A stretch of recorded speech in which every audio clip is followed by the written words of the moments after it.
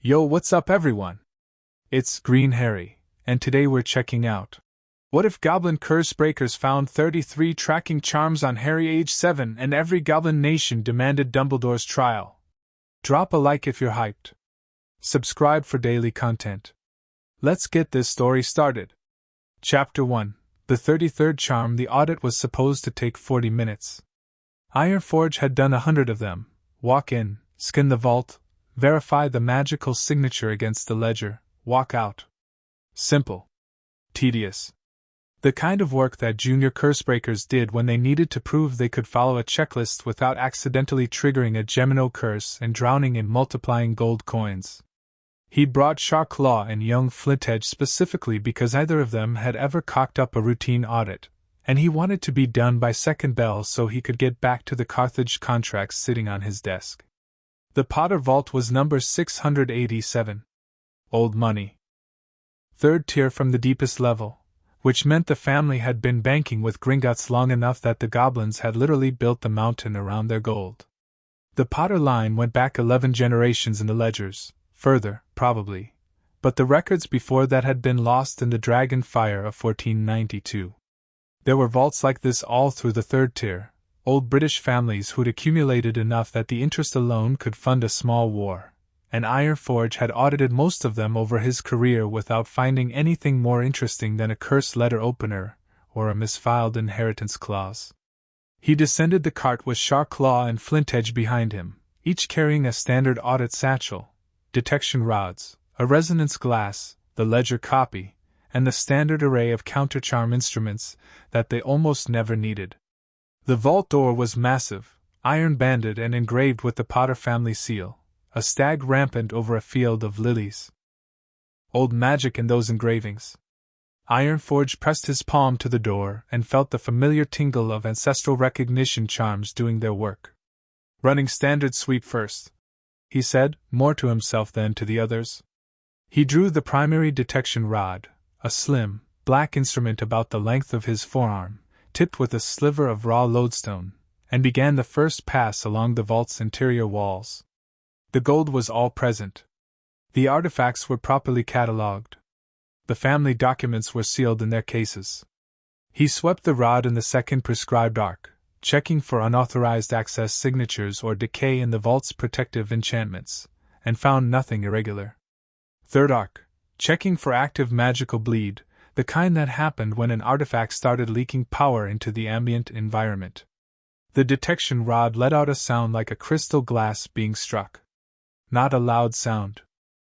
But Ironforge had been doing this for 63 years and he never heard that particular tone come out of a detection rod during a vault sweep. He stopped moving. "Sir?" Flintedge said. "Quiet." He turned the rod slowly, orienting it like a compass needle seeking north. The tone intensified as he pointed it toward the vault's north wall, not at the wall itself, but at something beyond it. Through it.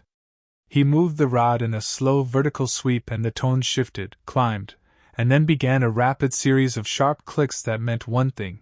It was tracking a specific magical signature. A person. Someone who carried their magic the way all wizards did, baked into their blood and bone. The person the rod was pointing toward was not in the vault. The person the rod was pointing toward was somewhere above them, in the city, moving through the world entirely unaware that the magic woven into their very existence had a thread reaching all the way down here. "Get the resonance glass," Ironforge said. Sharklaw was already moving. He handed over the glass, a flat, circular instrument about the size of a pocket watch, filled with a liquid that shifted color depending on the nature of the magic it detected, and Ironforge held it up beside the detection rod. The liquid went red immediately. Then darker. Then a color that Ironforge had only seen twice in his career, a deep arterial crimson that meant the magic being detected was not passive. It was active. It was intentional. And it was old. He lowered both instruments and looked at his two junior colleagues. Flintedge had gone the color of old parchment. Sharklaw's jaw was tight. "How many layers is that rod reading?" Ironforge asked. Sharklaw checked the secondary display on the detection rod's handle. He looked at the number. Then he looked at Ironforge. That can't be right. Read it out. 33. The word landed in the vault like a stone dropped into deep water. 33 active, intentional magical constructs woven into the living signature of the Potter heir. Not artifacts. Not curses left by enemies. The resonance glass would show different colors for those: purple for malicious intent, green for accidental contamination, yellow for self-inflicted. The glass was showing red, which meant every single one of those 33 constructs had been placed by someone who knew exactly what they were doing and who they were doing it to. Ironforge stood very still for a moment, the vault around him humming with its old, patient magic, and he thought about the implications with the careful precision that 63 years of curse-breaking had trained into him. Then he put both instruments back in his satchel, picked up the ledger copy, and said, "Seal this audit. Flag it confidential. Neither of you discusses this with anyone until I've spoken to the High Warden." He paused at the vault door. "And someone get me the registration records for the Potter heir. I want to know exactly where that child is right now." Ragnarok had been High Warden of Gringotts, Britain for 41 years, and he had learned very early in that tenure that when Ironforge requested an immediate meeting, you had the meeting immediately. The old curse breaker did not use that particular phrasing lightly. He'd used it 3 times in 41 years, and all 3 times had preceded events that reshaped significant portions of the wizarding world's relationship with goblin banking. He was in the middle of reviewing the quarterly interest allocations when his aide knocked and opened the door in the same motion, which was itself a message. Ironforge walked in behind her, set his audit satchel on the desk without ceremony, and placed the detection rod and resonance glass side by side on Ragnarok's blotter. "Potter heir account audit," Ironforge said. "Third tier vault, number 687. Ragnarok looked at the resonance glass. He looked at the detection rod's reading display, still showing 33.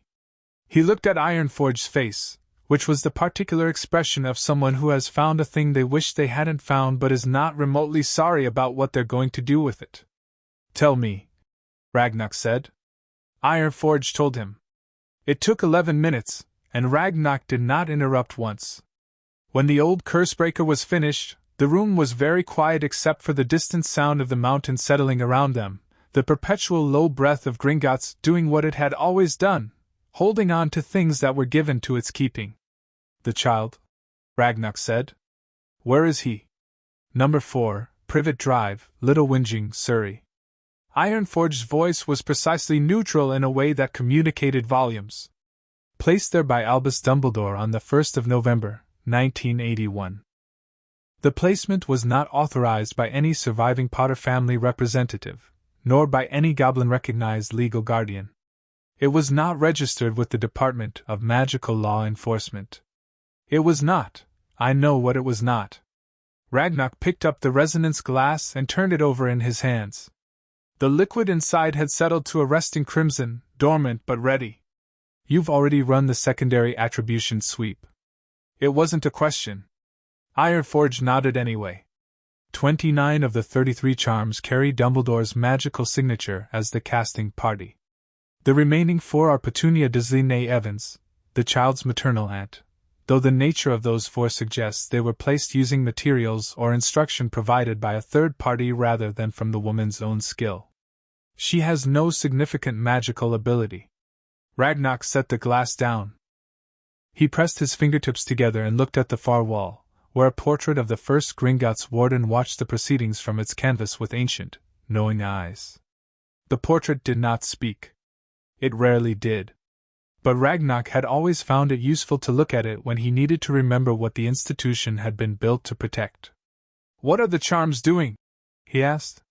"Tracking location. Monitoring magical output, specifically suppressing it, though that suppression appears designed to be subtle rather than absolute, a throttle rather than a block. Emotional monitoring. At least 3 constructs that I believe are compulsion adjacent, not direct imperatives, but inclination nudges.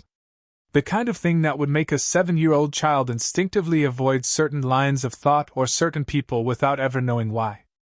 Ironforge paused. "There's also one I haven't fully characterized yet. It's the 33rd charm, The last one I found. It's different from the others. Older. More complex. I need the Carthage team to look at it properly, but my initial reading suggests it's tied to something the child is supposed to become rather than something he's supposed to do. Some kind of fate binding. The silence stretched. Pull the Covenant of Ironhold, Ragnock said quietly. Flintedge, still hovering near the door where Ironforge had apparently brought him along as a witness, made a small sound that he immediately suppressed. Sharpclaw simply looked at Ironforge, who had apparently already expected this response, because he was already opening his satchel. I had the relevant clauses copied on the way up, the old Cursebreaker said, and placed 3 sheets of parchment on Ragnock's desk. The Covenant of Ironhold was 217 years old. It had been signed by the 16 founding goblin nations of the world at a summit in the Carpathian Mountains following the Great Betrayal of 1609, when wizard governments across 3 continents had colluded to have goblin banking records destroyed in order to conceal a systematic theft of client funds. The covenant existed because the nations had agreed that certain violations of client trust, specifically violations committed against clients who could not protect themselves, triggered a collective obligation. Not just a legal complaint. Not just a fine or a sanction. A reckoning. The full assembly of nations. A tribunal that operated outside any wizard court, under ancient treaty law that predated the international statute of wizarding secrecy, and could not be overridden by any ministry of magic on earth. No one had invoked it in 140 years. Ragnock read the clauses anyway. He read them slowly and with great care, though he already knew what they said. He read them because a thing like this needed to be done properly, and because when he acted on them, and he would act on them, that was already decided, he needed to be absolutely certain that every procedural step had been followed exactly right. When he finished, he set the parchment down, straightened it against the edge of his desk, and looked at Ironforge. Get me a full team in that vault. I want every one of those 33 charms fully characterized within 48 hours. He reached for his correspondence quill. And get me the child. The letter arrived at the Disley house on a Tuesday. This was notable because nothing interesting ever arrived at number 4, Privet Drive. The post brought bills and circulars and occasionally a postcard from Uncle Vernon's sister Marge, who had terrible handwriting and always seemed to be writing from somewhere even more boring than Surrey. Harry had long since stopped paying attention to the post because it was never for him, and looking at it too hopefully earned him a sharp word from Aunt Petunia about boys who thought they were more important than they were. He was in the garden when the letter came. Not gardening, exactly.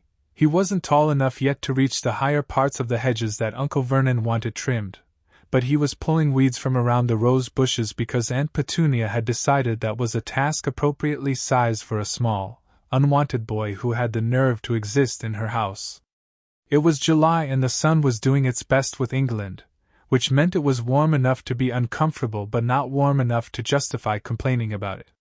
Harry was good at weeding. He was good at most of the tasks he was given, not because he enjoyed them but because doing them badly led to outcomes he'd learned to avoid. He worked methodically along the border of the rose bed, pulling each weed carefully by its roots so Aunt Petunia couldn't accuse him of leaving half of it to grow back, and he was thinking about absolutely nothing in the careful, practiced way he developed for making time pass without hurting. The crack of apparition came from the front of the house.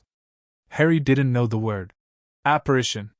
He just heard the sound, a sharp, compressed pop, like a very large bubble being burst, and felt the back of his neck prickle in a way it sometimes did around things he didn't have a name for. He stayed where he was in the rose bed because staying where you were was usually the safest response to unexpected things. He heard Aunt Petunia's voice at the front door, sharp and defensive, the way she talked to people she hadn't invited. He heard a voice he didn't know, deeper, oddly accented, precise in a way that made every word sound like it had been selected from a very specific list. He couldn't make out the words. He went back to weeding, but he pulled the next one too hard and it came out with a shower of dirt that landed on his trainers, and he was still brushing it off when Aunt Petunia appeared around the side of the house with a look on her face that he'd never seen before. She was frightened. Genuinely, completely frightened, and she was trying to hide it behind the rigid set of her shoulders and the tight line of her mouth. But Harry had spent 7 years learning to read Petunia Dursley's face because it was a survival skill, and what he saw there was fear. "Inside," she said. "Now, get cleaned up." He went inside. He cleaned his hands at the kitchen sink and stood in the kitchen doorway and saw, in the sitting room, 3 figures that were so fundamentally wrong for number 4, Privet Drive that his brain briefly refused to process them. They were short. Not child short, about 4 feet tall, roughly his own height, but built with a density and solidity that suggested they weighed considerably more than he did. Their skin was a weathered bronze-gray, their eyes were large and amber-colored and very sharp, and they were wearing clothes that Harry associated with pictures he'd seen in books, dark, high-collared, belted over a kind of long coat that had many pockets. The one at the front had white hair cropped very close to his angular skull and a face that seemed to have been carved out of something that didn't yield easily. He was looking at Harry with an expression that Harry couldn't quite read, and Harry had read a lot of expressions. Uncle Vernon was not in the room. Uncle Vernon was nowhere visible, which was strange because Uncle Vernon's absence in his own sitting room was never voluntary. Harry would learn later that Uncle Vernon had been asked, with a courtesy so precise it functioned like a threat, to wait in the kitchen. "Harry Potter," the white-haired one said. Not a question. "Yes," Harry said. "My name is Ironforge. I am the head curse-breaker for Gringotts Bank, and I am here on behalf of the High Warden. Do you know what Gringotts is?" Harry considered this. He'd heard the word, overheard it, really, from a conversation Aunt Petunia had with someone on the phone once, something about a vault, and something that she'd said afterward had nothing to do with him. But he'd filed it away in the category of things that were part of the world he wasn't supposed to know about. "The bank," he said carefully. Ironforge looked at him for a moment with those amber eyes. "That's right. The bank. We look after money for people. We also look after the people whose money we keep, in certain circumstances." He paused, seeming to choose his next words with the same care Harry used when talking to his aunt. "You have a vault at Gringotts, Harry. It's been yours since you were born. We've recently been doing some maintenance work connected to that vault, and we found something that we need to speak to you about. More importantly, we need to bring you to Gringotts so that our healers can have a look at you." Harry looked at Aunt Petunia. Her face was marble. "Am I in trouble?" Harry asked. Something moved through Ironforge's expression. It was fast and he controlled it quickly, but Harry saw it. "No," the curse-breaker said. "You are absolutely not in trouble. The trouble belongs entirely to someone else." Aunt Petunia did not argue. That was the thing that stayed with Harry during the journey, not the goblin vehicle, which was a deep black carriage that appeared to have more interior space than its exterior suggested, not the city streets giving way to the Charing Cross Road with its peculiar little pub wedged between the record shop and the bookstore, but the fact that Aunt Petunia had not argued. She'd packed a bag for him. She'd done it quickly and without meeting his eyes, and when he'd stood at the door with the bag she'd thrust a jacket at him, and then stepped back, and something in the gesture was so close to relief that it hurt him in a way he wouldn't be able to name for years. He watched London through the carriage window and thought about that. The Goblin Bank was extraordinary. He'd seen impressive buildings before, school trips to the Natural History Museum, the grand facades of the city on the one-class visit to London that had ventured east, but Gringotts had a quality that those buildings lacked. It felt aware. The marble gleamed under the afternoon sun with the warmth of something that had been tended rather than merely cleaned. The steps were worn with the passage of centuries and the imprints of feet of all sizes. The guards at the door were armed with weapons that looked functional rather than decorative, and they looked at Harry with neither welcome nor hostility, just a calm assessment that placed him in a category and moved on. Inside was the smell of old metal and deep stone, and something faintly electric that Harry associated, without understanding why, with moments of accidental strangeness. The great hall stretched upward through multiple floors, balconies running around its perimeter, goblin tellers behind their high counters conducting transactions with the brisk efficiency of people who found human confusion mildly amusing but would never say so. Ironforge led him through the hall, past the counters, through a door behind the main desk that Harry wouldn't have noticed if he hadn't been following closely, and down a corridor that sloped gently downward. The walls here were different, rougher, older, the working bones of the mountain showing through the marble veneer of the public areas. Oil lamps rather than the enchanted light of the main hall. The sound of the city above them diminishing to a murmur, and then to nothing. They stopped at a door. Not a vault door, something smaller, wooden, banded with iron, with a nameplate in Goblin script that Harry couldn't read. Ironforge knocked twice and pushed it open. The room inside was not what Harry expected. He'd been preparing himself for something cold and official, something that would require him to sit very still and answer questions politely and not look like he was scared, which was the approach he took to all difficult situations. Instead, there was a fire and a hearth, low and comfortable, and a table with chairs sized for humans rather than goblins. Someone had brought them in specially. Harry could tell because they were slightly mismatched, and one of them had a red cushion tied to the seat. There was a tray with tea and something that turned out to be very good shortbread, and there was a goblin healer waiting, a woman who introduced herself as Bright Copper, who had a manner so professionally gentle that it communicated clearly she dealt with frightened people regularly, and had developed very specific skills accordingly. And there was a chair near the fire, positioned so the fire was in front of you and the door was in your peripheral vision, which Harry recognized without articulating as the safest place to sit in the room. He sat in it. Bright Copper came to sit across from him, while Ironforge took up a position near the door, not blocking it but present, watchful. The other two curse-breakers who had come to the house waited outside. "Harry," Bright Copper said, "I'm going to explain what we found, and I'm going to explain what we'd like to do, and you can ask questions at any point. Is that all right?" He nodded. "When we were looking after your vault, the money and things your family left for you, we found some magic attached to your own magical signature. Your signature is like a fingerprint, it's unique to you, it's the trace your magic leaves in the world. Does that make sense?" "I think so," Harry said. He'd never had anyone explain magic to him as though he was a sensible person who could follow along. It was an unusual feeling. "We found 33 pieces of magic attached to your signature that shouldn't be there. Charms, spells, that someone put on you without your knowledge or permission. Some of them are tracking you, which means watching where you are. Some of them are doing other things. We want to find out exactly what, and we'd like our healer team to look at your magical signature directly, because it will give us a much clearer picture than we can get from the vault instruments." Harry looked at his hands.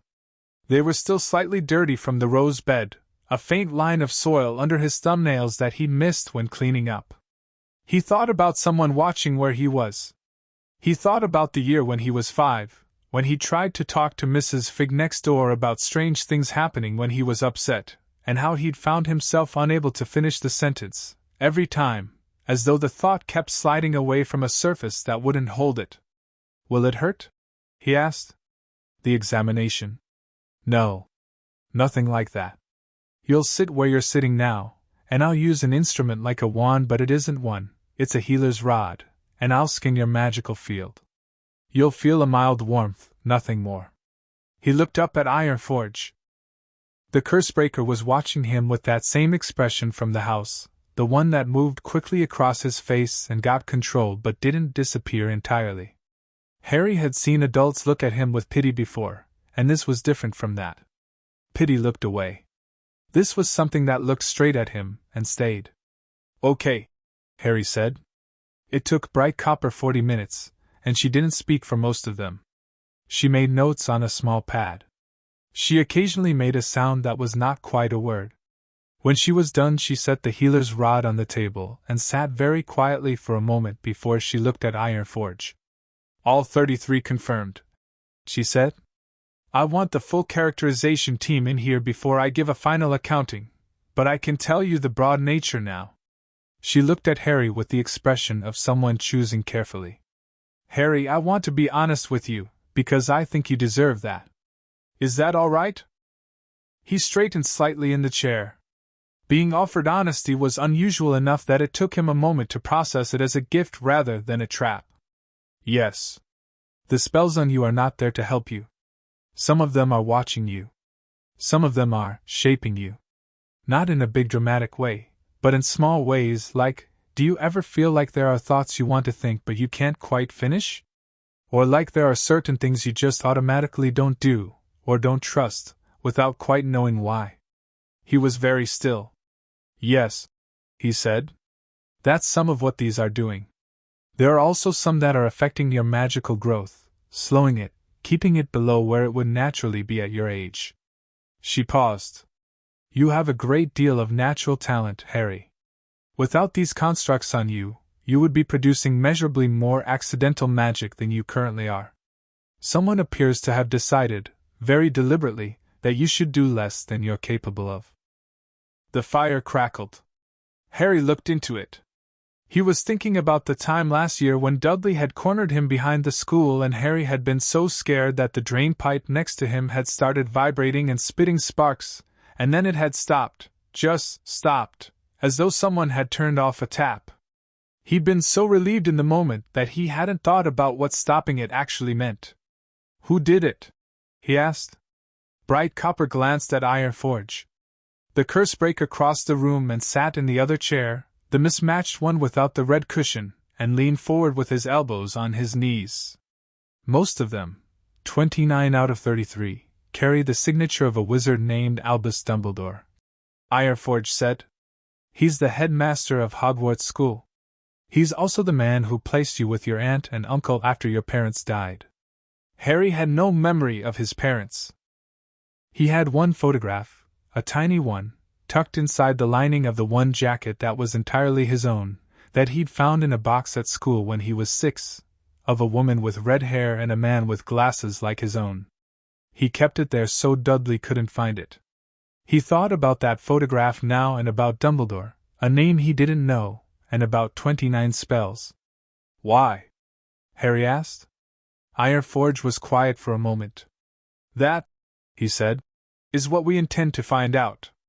And whoever helps us find out a beat will have the full weight of every goblin nation on Earth behind the question. Harry didn't know what that meant yet. But the way Ironforge said it made the room feel different. It made the mountain above them feel like something that had been waiting for exactly this moment, for exactly this question, for a very long time. Ragnar's office was on the 4th level below the main hall, which meant it was ancient in the way that mattered. Not decorated to look old but simply of the mountain, shaped from the rock directly, the walls smooth from generations of hands. The furniture was iron and heavy timber. The window was a lens of thick crystal that looked out not on a street but on the vertical face of a lower shaft, where the carts moved in their perpetual circuit carrying gold and secrets between the deep places and the world above. He was writing the summoning documents when Ironforge returned. She's confirmed? Ragnar said without looking up. All 33. Bright Copper wants the full team before final sign-off, but there won't be any surprises. Ironforge sat across the desk. The child is in the West Wing. I've had a proper meal sent. He hasn't eaten today. Possibly longer. Ragnar's quill paused for just a fraction. Then it moved again, smooth and unhurried. The 4th charming is Petunia Dursley. What's her connection? As best I can characterize without further work, Dumbledore supplied the materials and likely the instruction. The 4 she cast are blood-based, designed to reinforce the magical ward he placed on the location.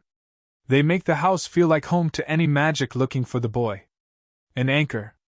Without those 4, his own instincts might have led him away. And the 33rd? Your uncharacterized one? Ironforge's expression did something complicated. Still working on it.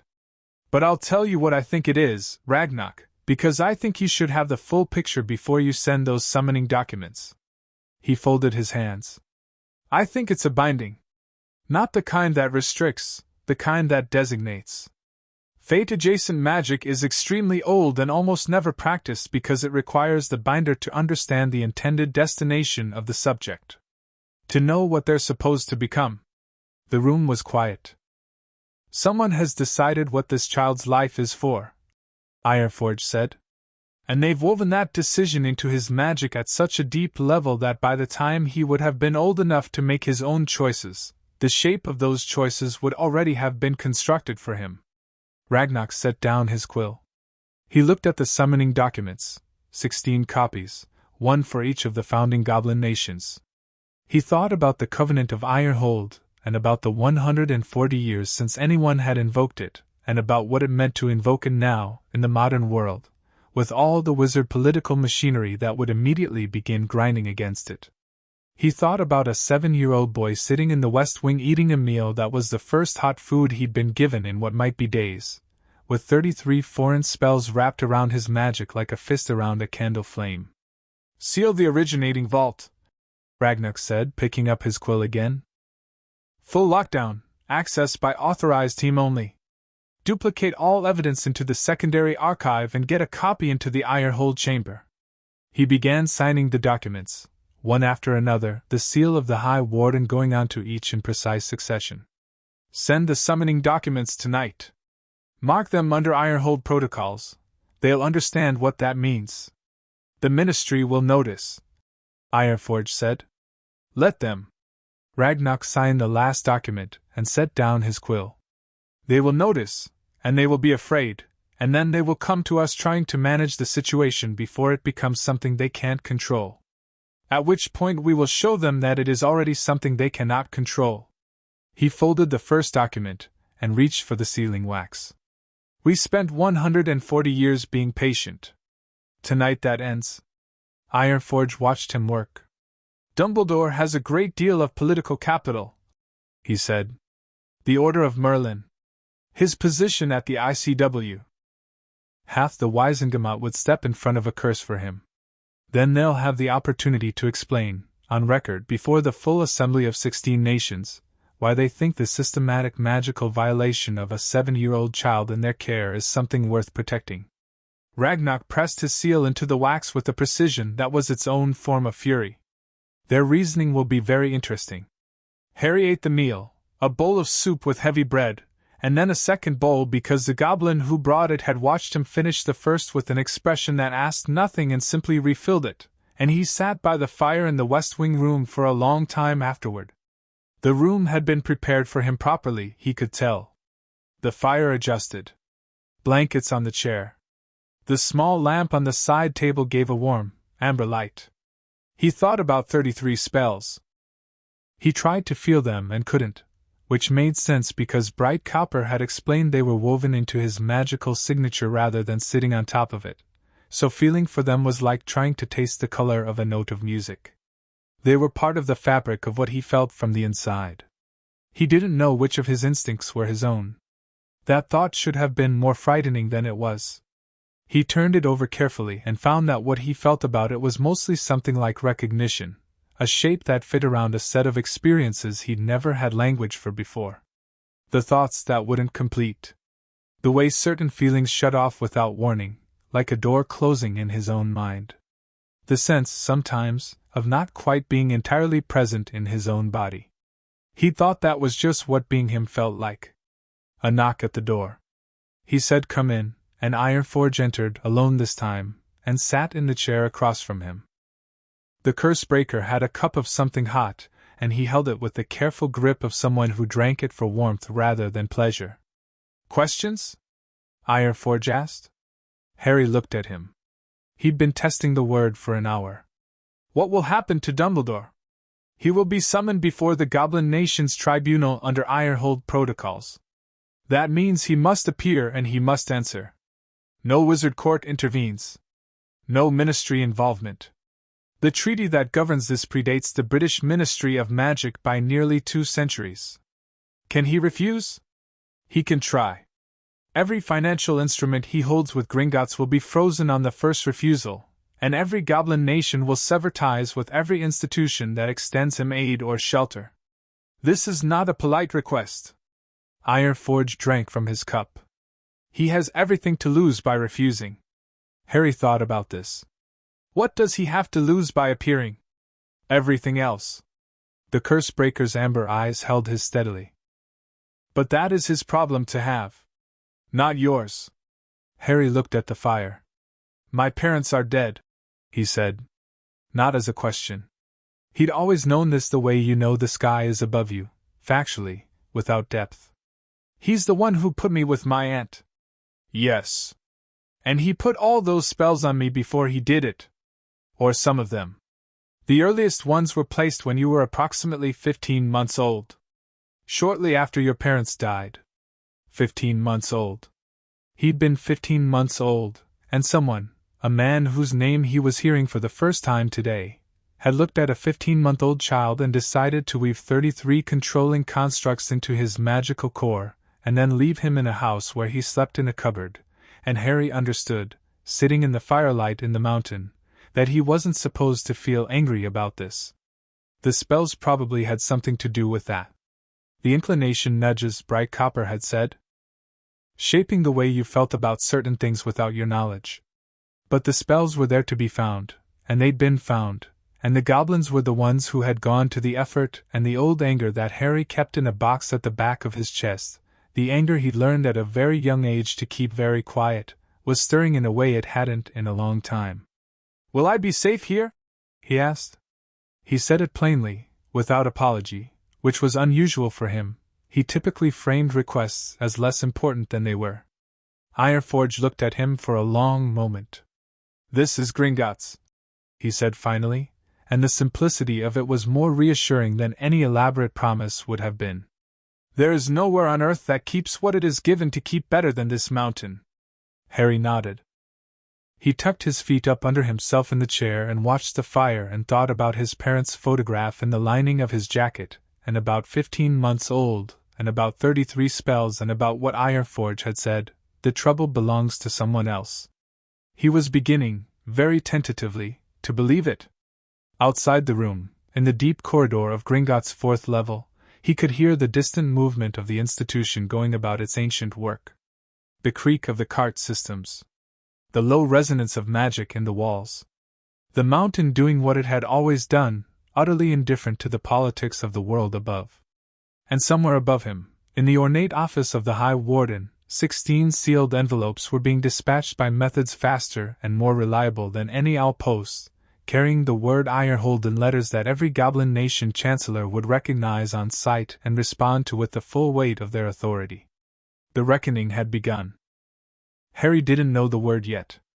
But he fell asleep in the chair with his feet tucked under him and the fire low and warm, and for the first time in as long as he could remember, he didn't dream about locked doors. Chapter 2: What the Boy Knew. The full characterization team arrived before dawn. There were 7 of them, and they worked in shifts in the West Wing examination room with a focused quiet that reminded Harry of the library at school, the good kind of quiet, productive and purposeful, where everyone was occupied with something that mattered. They'd moved him to a proper room overnight, a small one with a bed sized for a human child, which told him they'd planned for his stay to be longer than a single night. He didn't mind. The bed had more blankets than he'd ever had at once, and nobody knocked on his door at 6 in the morning to tell him to start breakfast. He woke up at 6 anyway. Old habits. He lay in the dark for a while listening to the mountain. Gringotts had a sound to it at this hour, a deep, settled hum, like the whole structure was breathing slowly. He'd slept well, which was strange. Strange things happening to him usually disrupted his sleep, not improved it. But there was something about being underground, surrounded by stone that had been standing for centuries, that his nervous system apparently found restful in a way the thin walls of Privet Drive never had. Bright Copper came for him after breakfast. Proper breakfast, the kind where someone asked what he wanted and then brought it, which Harry found so disorienting he defaulted to toast and then immediately wished he'd been bolder, and walked him down to the examination room. The team was assembled and introduced themselves in rapid succession: Goldseam, Pebblehand, Darkwater, 2 whose names Harry didn't catch, and a young one who looked barely older than some of the Hogwarts students in the photographs Harry had seen in library books, who introduced herself as Cinderstone and gave him a brisk, no-nonsense nod that he found instantly reassuring. We're going to take the work Bright Copper started last night and go deeper, Goldseam said. She was the team's lead, A compact goblin with close-cropped silver hair and the manner of someone who communicated primarily in information and considered small talk a form of waste. I want to be completely transparent with you about the methodology. Each examination will be non-invasive. You'll feel heat in some places and cold in others, possibly some pressure around the temples. That's normal when we're reading signature layers. If anything is painful, you say so immediately and we stop. Understood? Understood, Harry said. Good. She turned to her instruments with the dismissive efficiency of someone who had communicated everything that needed communicating. Then she paused and turned back. You handled the initial examination well last night. Most adult wizards find this process distressing. He didn't know what to say to that, so he said, "Thank you," and went and sat in the examination chair, and the team began to work. It took 4 hours. Harry sat very still for most of it, watching the instruments as they passed over and around him, registering the warmth and cold Goldseam had described and occasionally the pressure at his temples that felt like someone pressing very gently with 2 fingers from the inside. The team spoke to each other in a mix of English and gobbledygook that he could only partially follow, but he listened closely because listening closely was something he'd done all his life, and the English fragments gave him a running picture of what they were finding. The tracking charms were the simplest. Location-based, keyed to a specific observer, one person, Goldseam said, who received regular updates on Harry's position. Real-time. Constant. Someone had been watching where he was every moment of every day since he was 15 months old. The monitoring charms were more complex and more numerous. 11 of the 33 were monitoring functions of one kind or another: his magical output, his emotional state, his physical health. That last one made Cinderstone say something sharp in gobbledygook that Pebblehand responded to with a flat, confirmatory tone that communicated they were both seeing the same thing and neither of them liked it. Harry filed that away. The compulsion-adjacent constructs were the 3 that had been mentioned the night before, and Goldseam spent nearly an hour on those alone, running 3 different instruments in sequence, and cross-checking the results against a reference volume she kept open on a stand beside her. When she finally stepped back from those 3, she made a note in her ledger that was significantly longer than any previous note, and she didn't share it immediately, which told Harry it was something she intended to present in full to Ragnarok rather than discuss piecemeal. Then there was the 33rd. The team gathered for it, all 7 of them, the way they hadn't gathered for any of the others. Goldseam ran the primary instrument and Bright Copper ran a parallel scan beside her, and the remaining 5 watched their own instruments with an attention that had a different quality to it than the careful professionalism they'd brought to everything else. This was curiosity. This was the particular tension of encountering something rare. Harry felt, during the scan of the 33rd charm, something he hadn't felt during any of the others. A sort of pressure. Not at his temples this time. Somewhere lower, in the chest, like a sound at a frequency that was more felt than heard. He didn't say anything because it wasn't painful, but he watched Cinderstone's instrument, and saw the needle swing into a range that had no markings on it, past the printed scale entirely, and he watched her look at it, and then look at Goldseam with an expression he couldn't fully read. Goldseam finished her scan. She stood very still for a moment, and then she closed the reference volume, calmly and deliberately, and said to Harry, "We're going to take a short break. Can I get you anything?" "I'm fine," Harry said. "What did you find?" The team exchanged glances. Goldseam looked at him with the flat assessment of someone deciding whether to simplify or not. "Not yet," she said. "When we've had time to confer and compile our results properly. I don't want to tell you something incomplete." She looked at him steadily. "I'll tell you this much, what's on you is more significant than we anticipated. And our anticipations were already substantial." Harry nodded. He'd expected that. "Is it permanent?" he asked. "No," Goldseam said, with a certainty that landed cleanly. "Nothing done to magic from outside is permanent if you have the right tools. Removing all 33 will take time and multiple sessions, and some of them will need to be done in a specific order because of how they interact with each other. But none of them are irreversible. She paused, and something that was almost warmth moved through her businesslike manner. "You'll be all right, Harry." He believed her. Which was itself something worth noticing. Ragnarok read the team's preliminary report in 22 minutes and then sat with it open on his desk for another 10. Ironforge waited. He'd learned, over 40-odd years of working with the High Warden, that the 10 minutes of sitting were not idleness but a form of extremely focused thought, and interrupting them produced nothing useful. "The compulsion charms," Ragnarok said finally. "Yes. 3 constructs. Targeted suppression of." He consulted the page. "Trust in self-directed information, attraction toward independent investigation, and natural formation of counter-authority sentiment." He set the report down. "In plain language?" "In plain language," Ironforge said, "someone made a systematic effort to prevent this child from ever developing the instinct to question authority figures, to seek information on his own terms, or to trust his own judgment when it conflicted with what he was told." He paused. "Specifically the authority of individuals above a certain social and institutional threshold. The targeting is precise. It's not general docility, it's specific compliance." "Compliance with whom?" "The signature architecture suggests the primary beneficiary of the compliance targeting is the same individual who cast the charms." Ragnarok looked at him. "Dumbledore," Ironforge said. "He designed the child to trust him and to question that trust as little as possible." The room was very quiet. "And the 33rd? Ragnarok's voice was even, precisely the voice of a man making sure nothing he was feeling reached his face while he was conducting official business.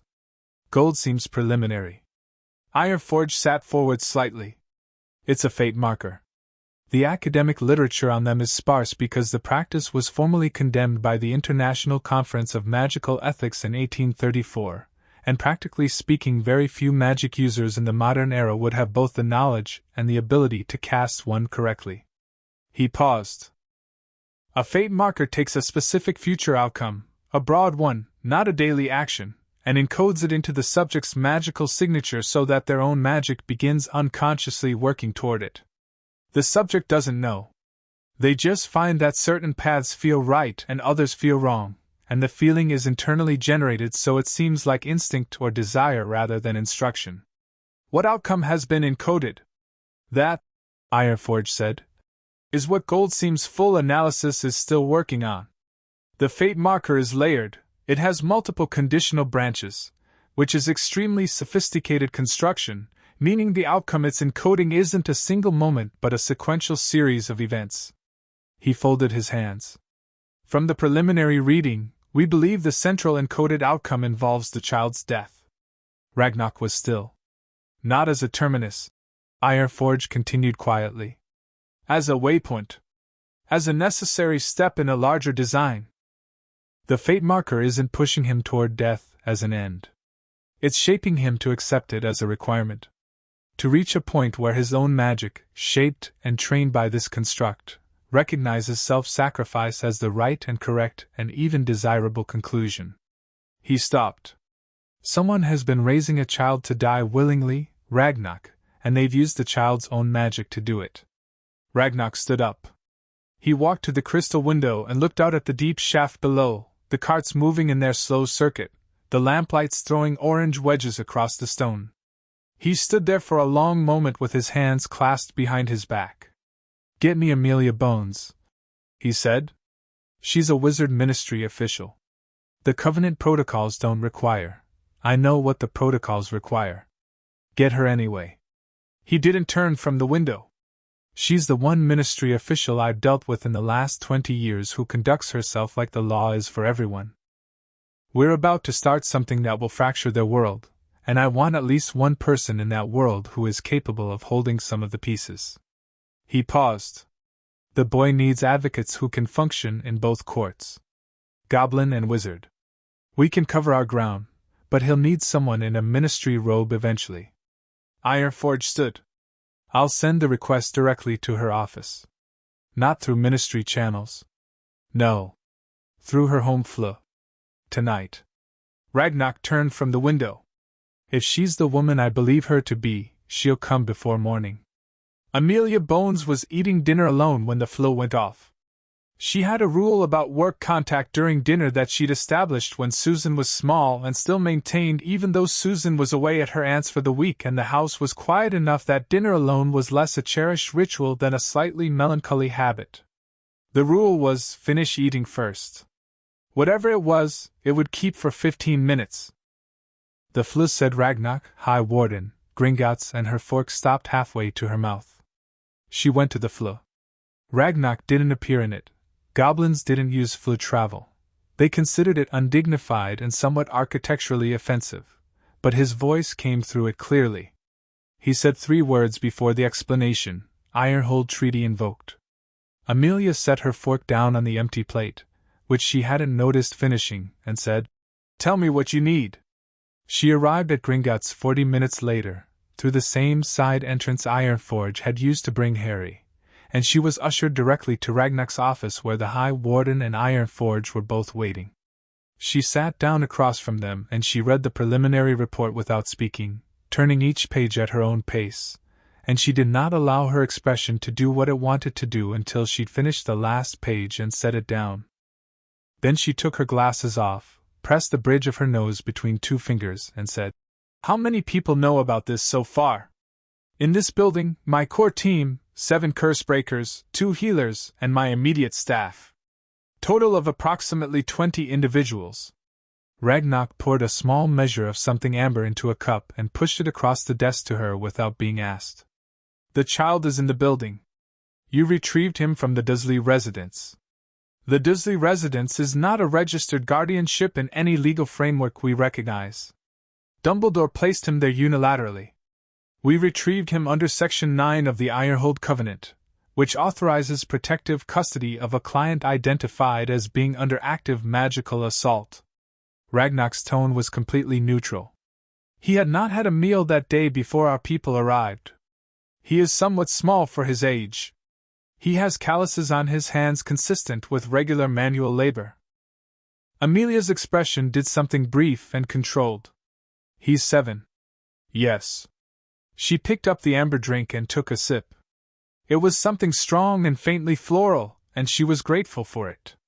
The fate marker. This analysis. She tapped the relevant page. Are you confident in this characterization? Because if I take this to the DMLE and then the characterization turns out to be imprecise, Dumbledore's people will shred everything else. Goldseam's team is the most qualified group of magical forensic analysts on this continent. Ironforge said. The preliminary is preliminary in the sense that she hasn't finished writing it up. It is not preliminary in the sense of uncertain. Her confidence in the characterization is absolute. Good. Amelia put her glasses back on and sat up straight. Because I'm going to need to be able to walk into Cornelius Fudge's office with something he can't dismiss, and Cornelius Fudge is both incompetent and deeply motivated to avoid situations that require him to make enemies of popular people. She looked at Ragnarok directly. You're invoking the Covenant. Full assembly. The summons went out last night. The first responses came in by 3 this morning. 6 nations have already confirmed attendance. I expect all 16 within 48 hours. Dumbledore is going to receive the summons simultaneously with 2 others, one to Arthur's Seat, which is his family vault formal address, and one to Hogwarts. He'll have 3 copies by tomorrow morning. Amelia thought. She was very good at thinking in compressed time, a skill she'd built over decades in law enforcement, the ability to map out the next 6 moves while holding a conversation in the present. He'll go to Fudge first, she said. Fudge will panic. He'll try to find a legal instrument to challenge the Covenant jurisdiction, and there isn't one, but the process of finding that out will take several days and give Dumbledore's people time to build a narrative. She looked at Ragnarok. I need to get to the boy before a narrative gets built around him. I need his testimony on record under magical oath, not for your tribunal, you have what you have, but for the British wizarding legal record. So that when Dumbledore's supporters start telling people what Harry Potter actually experienced, there's a sworn account already in existence that contradicts whatever version they're trying to sell. You want to take his statement tonight? Ironforge said. I want to take his statement tonight. Ironforge looked at Ragnarok. Ragnarok looked at Amelia. The child has had a very full day, he said. I know. I'll be gentle. She paused, and something shifted in her voice, the official mechanism of it giving way briefly to something more personal. I have a niece's age. I know how to talk to children, Ragnarok. What I don't know is how to undo the damage if we let this sit for another 24 hours while Dumbledore's machine starts moving. Ragnarok was quiet for a moment. Then he stood up. I'll take you to him myself. Harry was awake when they knocked. He'd gone back to his room after the examination team's break and spent most of the afternoon reading a book from the small shelf that had been placed in his room, a history of Goblin architecture that was more interesting than it had any right to be, and he'd eaten dinner in the room and then sat by the small lamp trying to think clearly about everything that was happening. He wasn't frightened exactly. He was in the state he recognized as pre-frightened, the careful awareness of someone who knows things are about to change significantly, and is making sure they have their footing. He'd always been good at that. He wondered now which parts of that ability were his, and which parts had been crafted for him. The knock came at 8 o'clock. Ragnarok entered, and with him was a woman Harry didn't know, tall, square-jawed, wearing robes that were dark navy rather than the dramatic black of the Hogwarts pictures he'd seen, with a monocle over her left eye that was slightly fogged from the change in temperature between the corridor and the room. She looked at him with an assessment that was different from how the healers had looked at him and different from how Ironforge looked at him, more legal somehow, more trained. Harry, this is Madame Amelia Bones, Ragnarok said. She is the head of the Department of Magical Law Enforcement. She'd like to speak with you. You're not required to do so. Amelia Bones sat down in the chair across from his and folded her hands on her knee. Hello, Harry, she said, in a voice that was nothing like her official manner from the corridor. Direct but warm. The voice of someone who knew how to be authoritative, and was deliberately not being it right now. I'm going to be honest with you straight away about why I'm here. I want to take down what you know, what's happened to you at your aunt's house, and what you remember from before, as an official legal account. That means it gets sworn in and becomes part of the formal British wizarding record. The reason that matters is that some very powerful people are going to want to tell a version of your story that suits them, and I'd rather your actual story be written down first. Harry looked at her for a moment. He looked at Ragnarok, who had positioned himself near the door in the same watchful way Ironforge had the previous night. Either of them crowded him. Neither of them was communicating urgency in a way that felt like pressure, though he could feel the urgency in the room like a hum in the walls. Can I read it before you file it? He asked. Amelia Bones blinked. Then a smile moved across her face that had the quality of genuine surprise, quickly followed by what he would later identify as respect. Yes. You absolutely can. And nothing goes into the official record that you haven't approved. She reached into her robes and produced a quill and a long scroll of parchment. Shall we start with your aunt's house? Yes, Harry said. And then, because she had been honest with him first. There's quite a lot. I suspected there might be. She set the quill on the edge of the table, ready but not moving, waiting for him. Take whatever time you need. He took a breath. And he began. He talked for 2.5 hours. He talked about the cupboard under the stairs, which had been his room from as early as he could remember until he'd been moved to Dudley's second bedroom when the Hogwarts letters started coming. He knew about those letters because he'd seen one in the brief moment before Uncle Vernon snatched it away, and he mentioned this because it seemed relevant to the timing of things. He talked about meals and the absence of them, about chores and the systematic way they'd been structured to be just at the edge of what he could physically manage. He talked about school and the careful, constant effort of navigating a social environment where Dudley's influence meant that friendship was both desirable and dangerous. He talked about the accidental magic incidents, the moments when his emotions got too large for containment and something physical responded, and the consequences that followed each one. He talked about all of it in the careful, factual, unemotional way he developed for discussing difficult things, not because he didn't feel them, but because emotion tended to make adults respond in ways that were about managing the emotion rather than addressing the situation, and he'd learned early that clear information was more useful than visible distress. Amelia Bones took it all down without flinching, without the discomfort that made some adults deflect when children described painful things, without the particular brand of ministerial disengagement that was really just a performance of neutrality. She was present with it. Every word. Ragnock stood at the door and said nothing for 2.5 hours, and Harry had the impression, once or twice when he glanced over, that the High Warden was very deliberately maintaining a still expression. When Harry finished, Amelia Bones rolled the scroll closed slowly and looked at him. "You're very precise," she said. "Do you know that? The way you described everything, dates, sequences, the exact nature of each incident. That's unusual." Harry considered the response. "I learned that if you don't give people the exact thing, they can change what you said into something different later." Amelia was quiet for a moment. "That's very astute. Is it enough?" he asked. "For the record." "It's—" She stopped. Chose again.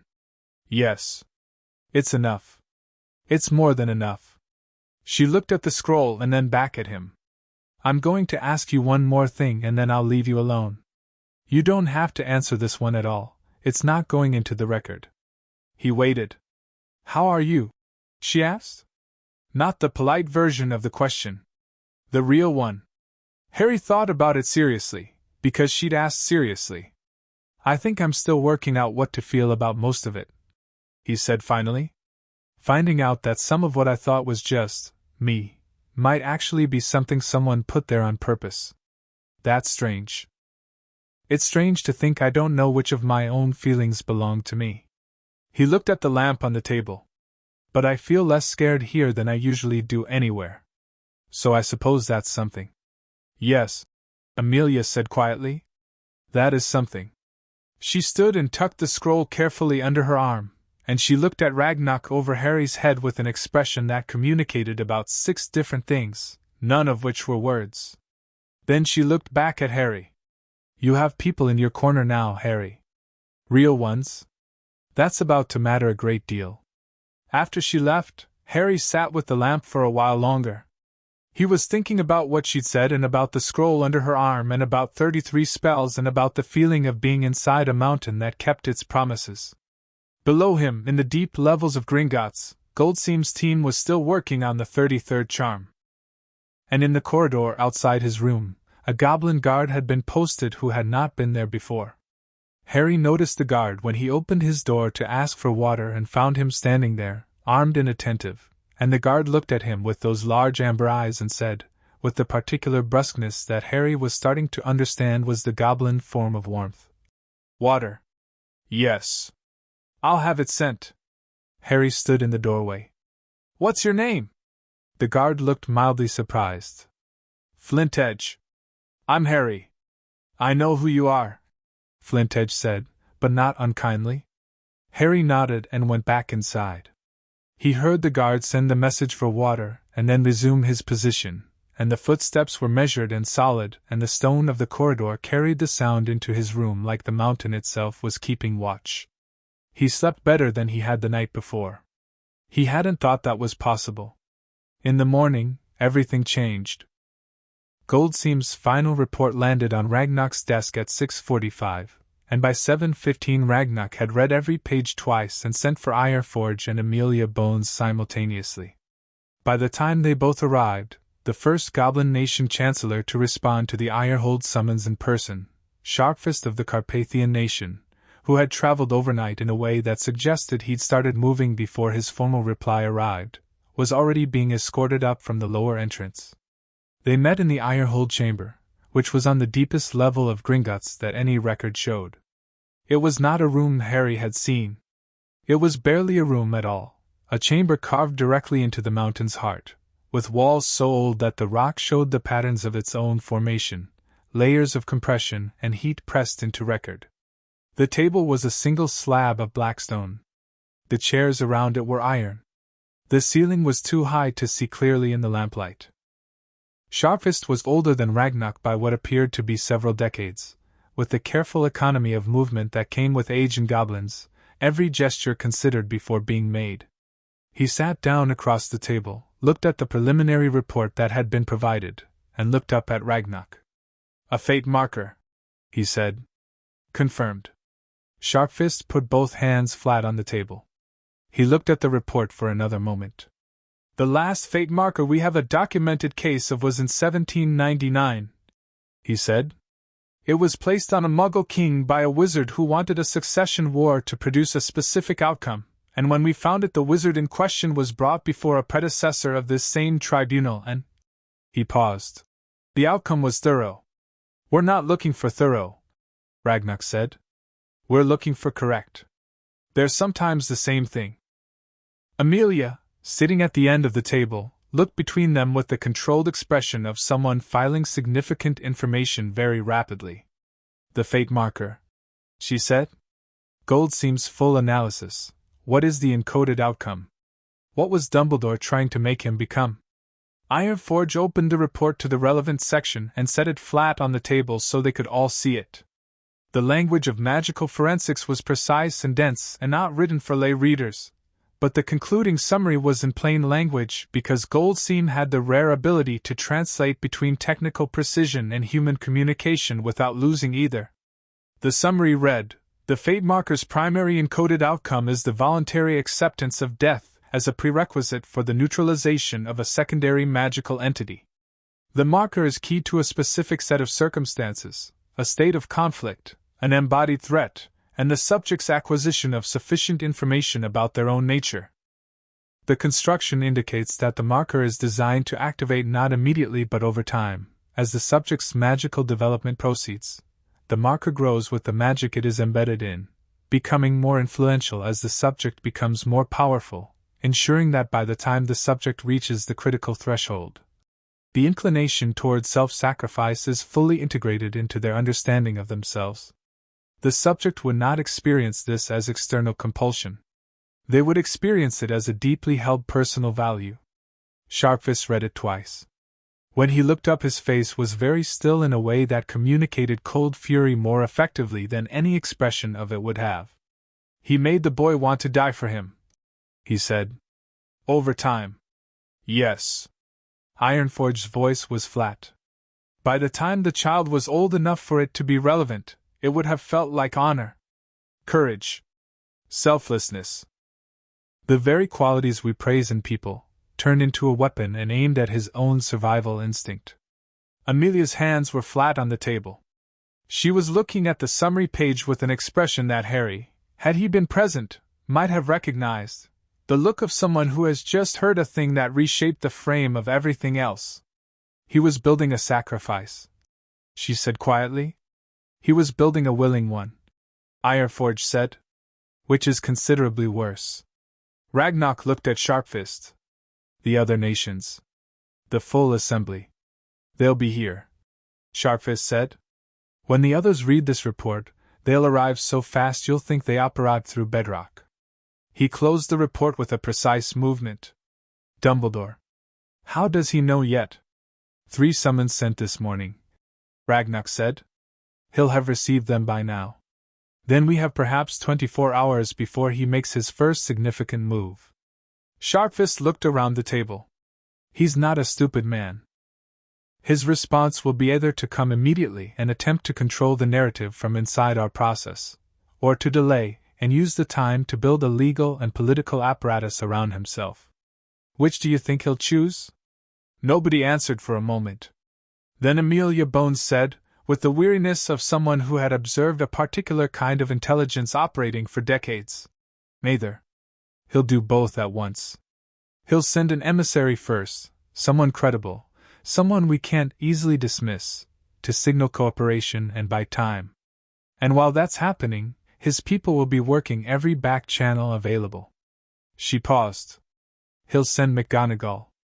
"You're sure?" Ironforge asked. "She's been his deputy for 20 years.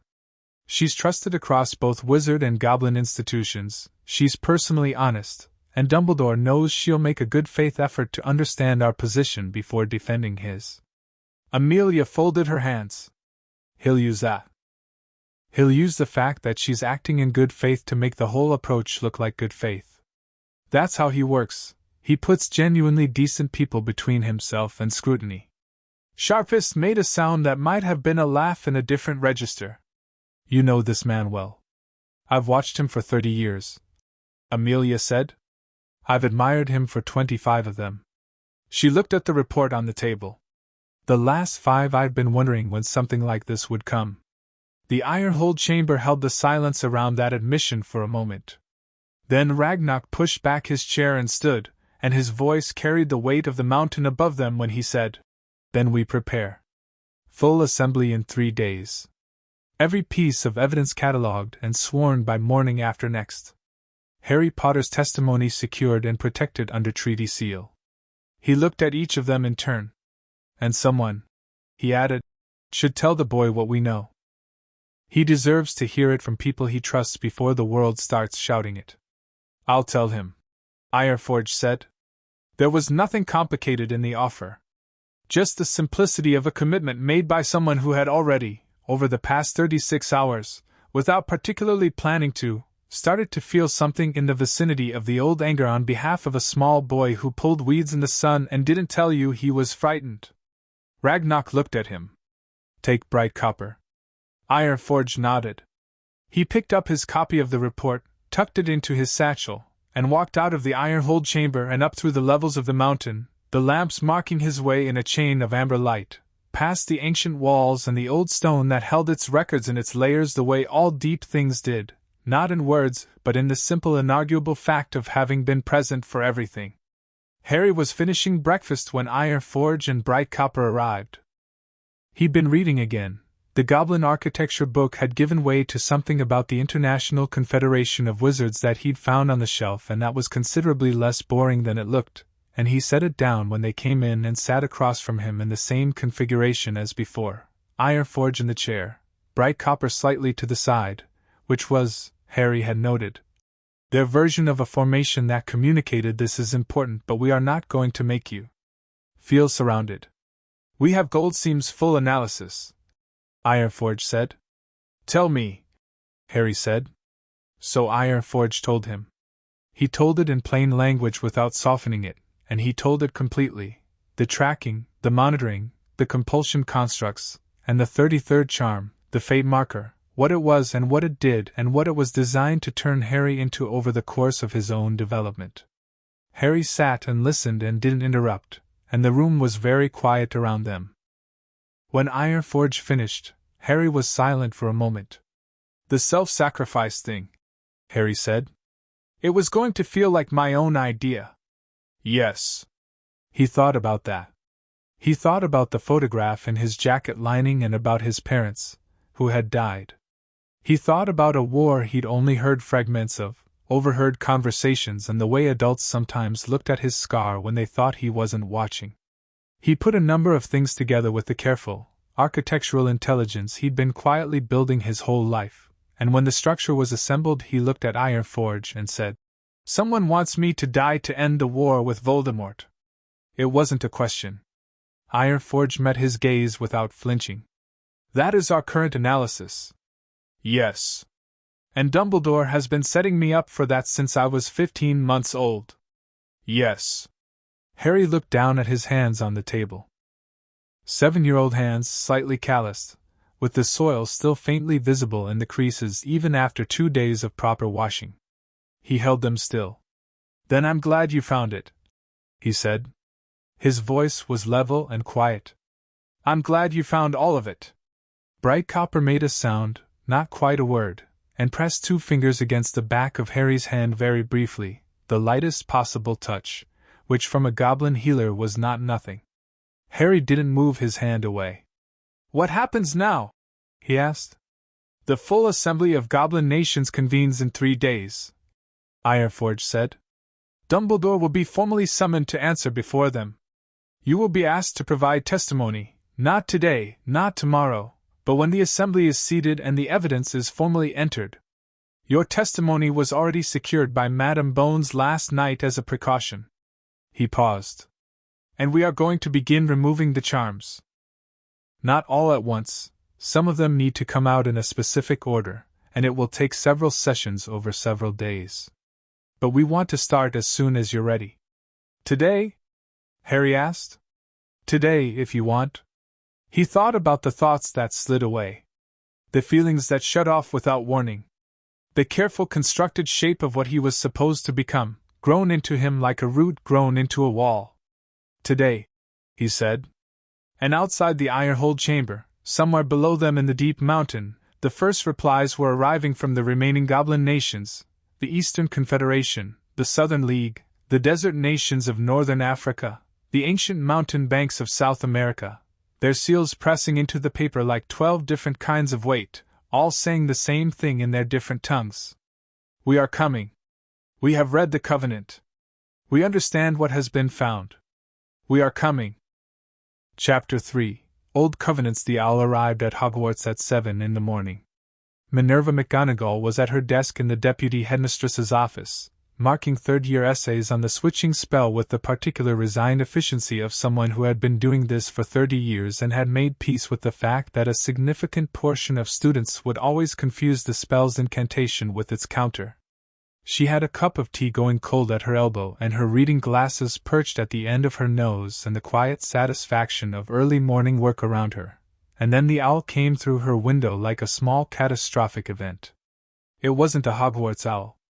It was a large, dark bird she didn't recognize, moving with a deliberateness that communicated it had been trained in an institution that did not tolerate imprecision, and it dropped the envelope on her desk with a solemnity that made her look at it before she picked it up.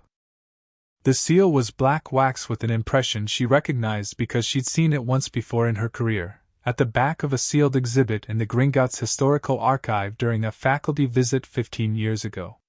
She'd been told what it meant in the same breath she was told it was unlikely she'd ever see it on correspondence in her lifetime. The iron-hold seal. She held the envelope for a moment. Then she opened it.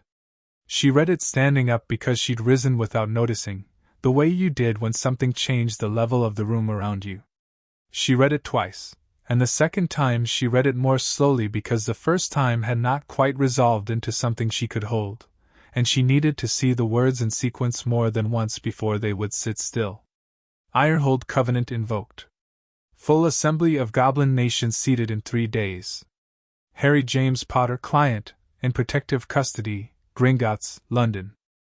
High Warden Ragnarok formally requests the attendance of Minerva McGonagall, Deputy Headmistress, Hogwarts School, as a witness of good standing. Nature of matter: 33 active magical constructs identified on the person of Harry James Potter, client, aged 7. Attribution: primary caster Albus Percival Wulfric Brian Dumbledore, 29 constructs. Secondary caster Petunia Deslinee Evans, 4 constructs. Full characterization report available on arrival. Attendance requested within 24 hours. She set the letter on her desk. She picked up her tea, found it cold, and set it down again. She went upstairs to Dumbledore's office. He was already awake. He was always already awake when she came to him in the early hours, which she'd always thought spoke to his remarkable work ethic and now made her think something else entirely, though she couldn't yet name what.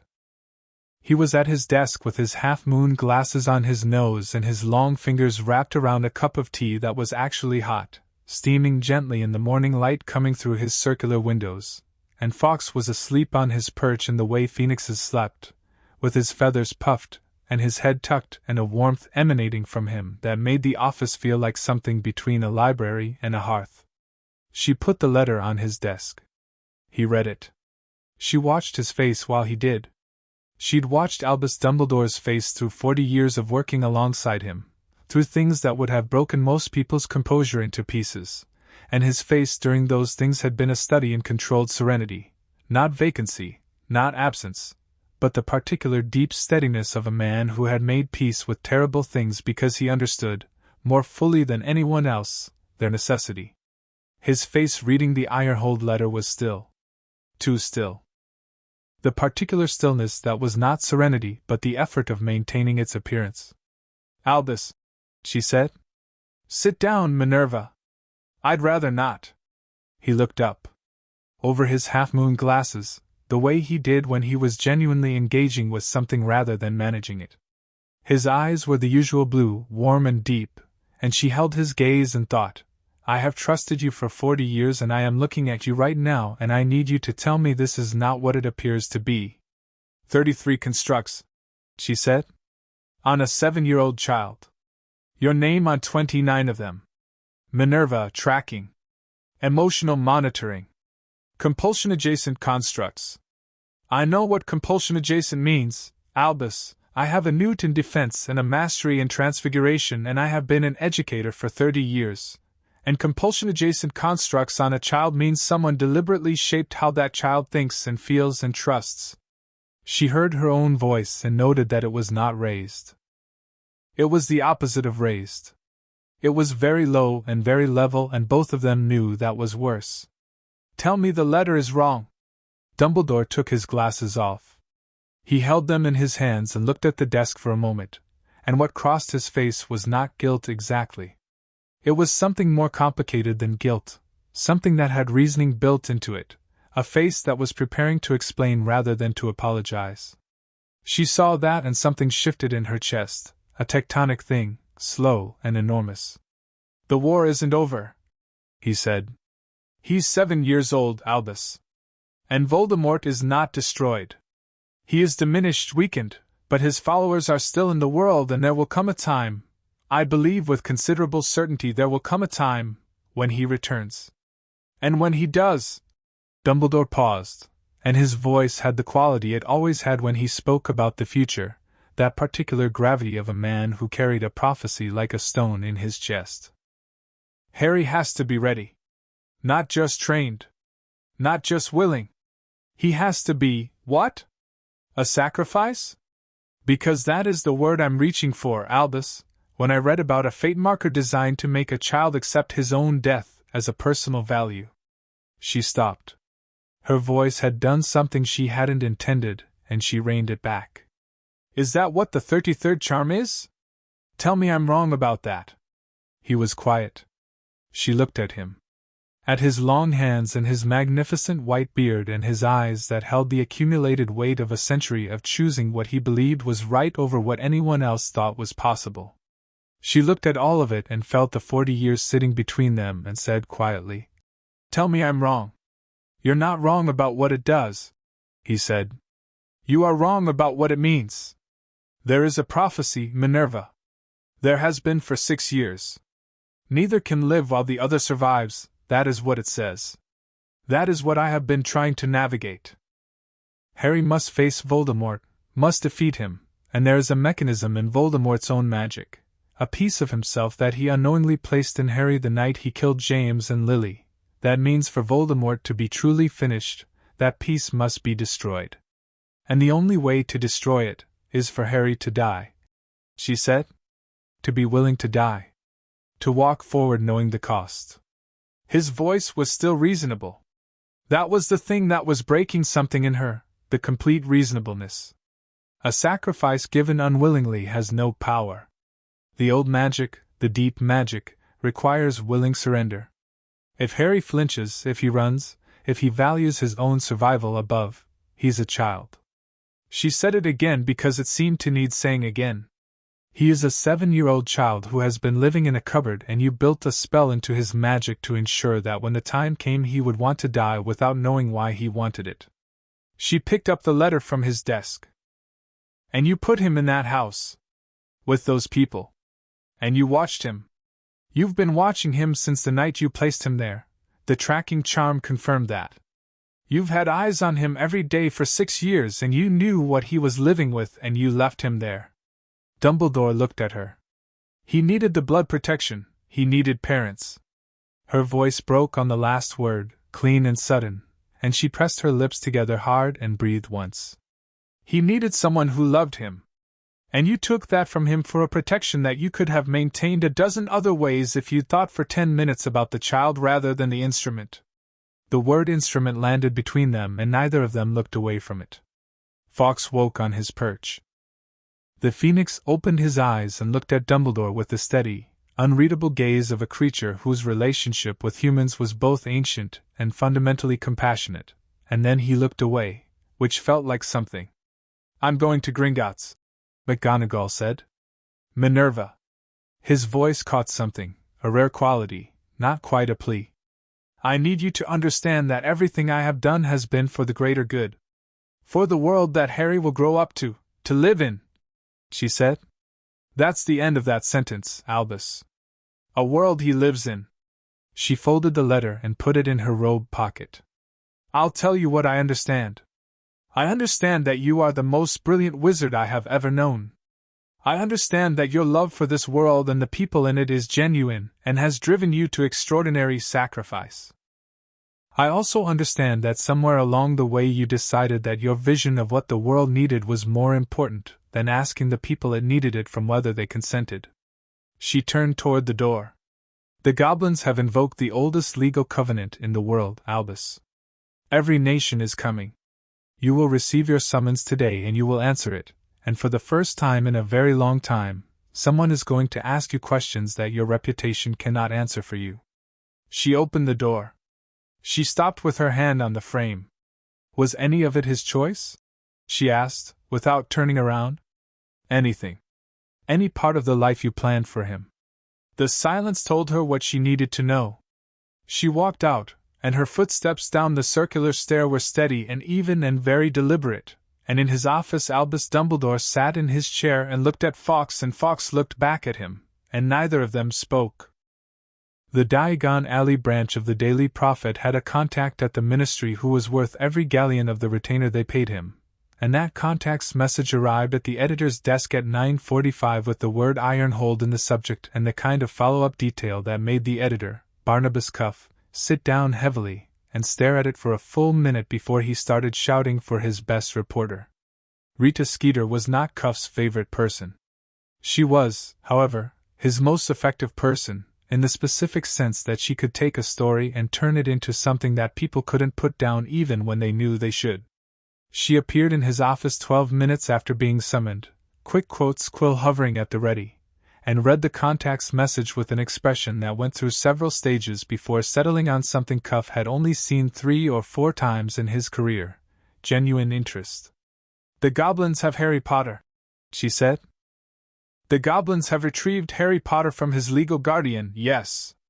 Under the Ironhold Covenant, which hasn't been invoked in 140 years and requires the full assembly of all 16 goblin nations. She was already moving her quick quotes quill to its dormant position, which meant she intended to do her thinking before she started writing. And the reason they invoked it. 33 magical constructs on the child, unauthorized, primary attribution. Cuff checked his notes. Albus Dumbledore. Rita Skeeter sat down in the chair across from his desk without being asked, which was unusual because Rita Skeeter preferred to stand, preferred the physical advantage of looking down. The fact that she sat told him she needed a moment to orient herself. This is real, she said. My contact is never wrong. And the child is alive? In the bank? Confirmed? Gringotts issued a brief statement at 9 this morning confirming a client was in protective custody under Section 9 of the Covenant. They haven't named him. They won't. But the timing aligns exactly and the ministry is. Cuff checked his notes again. The ministry is currently in what my contact describes as operational panic. Fudge has called 3 emergency meetings and the Wisengamot Legal Committee has been asked to convene on an emergency basis to examine the Covenant jurisdiction question. Which is futile, Skeeter said, more to herself than to him. The Covenant predates the ministry. You can't challenge its jurisdiction because it was never subject to their jurisdiction in the first place. She picked up the message and read it again. This is the biggest story of the decade. Which is why I'm giving it to you and not Lovegood. She looked at him. What do you want? I want the facts. Cuff said, which surprised her, he could tell.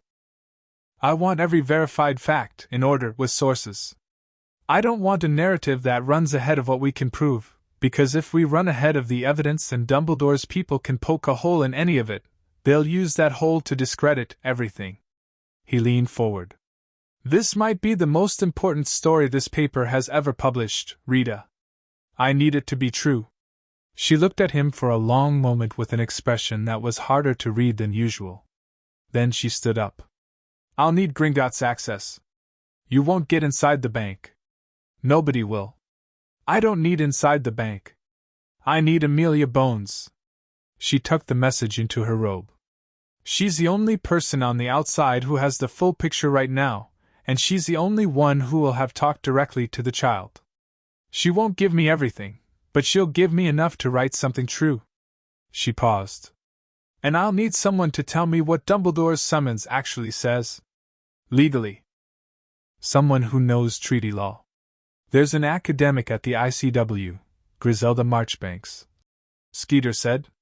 She was on the committee that last reviewed the covenant clauses in 1956. She's 93 and she'll be livid about all of this in a very useful way. She moved toward the door. Give me 48 hours. You have 36. She was already gone. The 15 responses arrived at Gringotts over the course of a single morning, each in its own style. The Carpathian nation's chancellor had already arrived in person, as Ragnarok had noted. The Eastern Confederation sent 3 senior representatives by portkey, who appeared in the receiving chamber at 10 sharp and immediately requested the evidence files.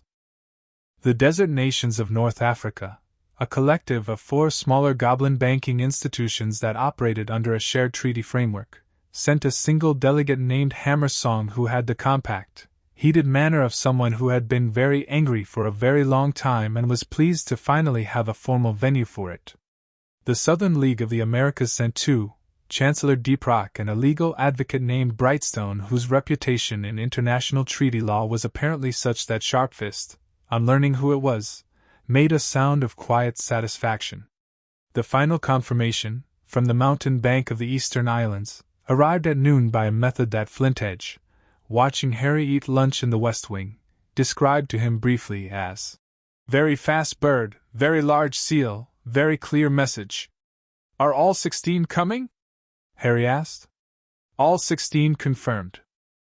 Flintedge was not technically assigned to Harry's meals, but he had developed a habit of appearing at them anyway, and nobody had explicitly told him to stop. This hasn't happened since 1886. What happened in 1886? Flintedge considered. The wizard banks in 3 countries tried to introduce a competing currency system that would have undercut goblin-held accounts. The Covenant convened and the currency system was dismantled in 11 days. That's fast. When all 16 nations agree, things happen quickly. Flintedge picked up the empty soup bowl that Harry had finished while they were talking and replaced it with the bread plate from the tray, an action that was so straightforward and unself-conscious that Harry had to look away briefly to process the oddness of someone just noticing he was done with something and handing him the next thing. In this case they agree very thoroughly. Harry tore off a piece of bread. He'd been thinking about something all morning, turning it over carefully, and he'd decided he'd ask Ironforge, but Flintedge was here and Flintedge had the particular directness that Harry found reassuring, the quality of not packaging things. The fate marker, he said. If you take it out, the 33rd charm. If you remove it, does that change anything? About the war, or about Voldemort, or... He stopped, because he wasn't sure how to finish the question in a way that said what he meant. Flintedge looked at him steadily. You're asking whether Dumbledore's plan still works without the charm? Yes. The charm didn't create the magical reality, Flintedge said. According to Goldseam, I've read the reports, we all read the reports here. The piece of Voldemort's soul in your scar is real whether the charm exists or not. The situation is real. What the charm was doing was removing your agency and responding to it. Without the charm, the situation still exists, but you get to decide what to do about it when you know the full picture. He paused. Whether you choose to face it or how you choose to face it, that becomes yours. Harry held the bread and thought about that. The situation was real. He'd already made his peace with the situation being real, in the way that you made peace with facts rather than feelings. What had sat wrong since Ironforge told him about the fate marker was not the fact of the danger but the shape of the cage around it, the knowledge that someone had decided for him, years before he had a self to consult, what he would do when the moment came. The situation being real was just the world being what it was. The cage was someone else's choice. And now the cage was going to be taken apart, one charm at a time, by small careful hands in an ancient mountain, until what remained was just him. Just whatever he actually was, underneath all the architecture. Okay, he said, and meant more than one thing by it. Flintedge nodded. It was a short, complete nod, the kind that acknowledged that something important had been said without making a performance of the acknowledgement. Bright Copper starts the removal sessions after lunch, he said. I know. Harry finished the bread. I'll be there. McGonagall arrived at Gringotts at 11:30, which was faster than Ragnar had expected and confirmed his assessment that Ironforge had communicated accurately about her. She came through the main entrance on foot, which was itself a choice. She could have fled directly to a liaison point, but she walked through the front doors in full Hogwarts robes with her tartan trim and her deputy headmistress bearing, and the goblin guards at the door looked at her with the particular attention they gave people who arrived ready to be seen. She was shown to the conference room on the second sublevel, which was where Ragnar was meeting with the assembled national representatives. It was a larger room than his office, with a table that could seat 20 and currently seated 14, the various national delegates arranged in a rough hierarchy of arrival time, all of them with copies of the preliminary report, and most of them in the middle of vigorous debate when the door opened. The debate stopped when she walked in. She looked around the table and understood very quickly the nature of what she was standing in the middle of. Not a preliminary discussion. A convened authority. These were not representatives being briefed. These were principals who had already made their minds up about the nature of the violation and were working on the mechanics of response. Madam McGonagall, Ragnar said. Thank you for coming promptly. I received your letter at 7 this morning, she said. I came as quickly as I could without doing something the situation didn't warrant yet. She sat in the chair that had been left open, directly across from Ragnar, she noticed, not at the foot of the table. A deliberate placement. I want to know about the boy first. Before anything else. Is he all right? It was not what any of the national delegates had expected her to open with, she could tell. Sharpest of the Carpathian nation, seated to Ragnar's right, looked at her with a slight recalibration behind his eyes. He is in good health and in our care, Ragnar said. He has been cooperative and is handling the situation with more composure than most adults would manage. May I see him? After this meeting. Yes. Ragnar folded his hands. You've read the letter. I take it you've spoken to Dumbledore. This morning. She kept her voice level. He didn't deny any of it. He explained his reasoning. And I'm here, she said, which was its own answer, and everyone in the room heard it as such. Hammer Song of the North African Desert Nations leaned forward. He had the directness of someone who had dispensed with preamble as a concept. Dumbledore's summons was delivered this morning. 3 copies. Has he responded? I don't know, McGonagall said honestly.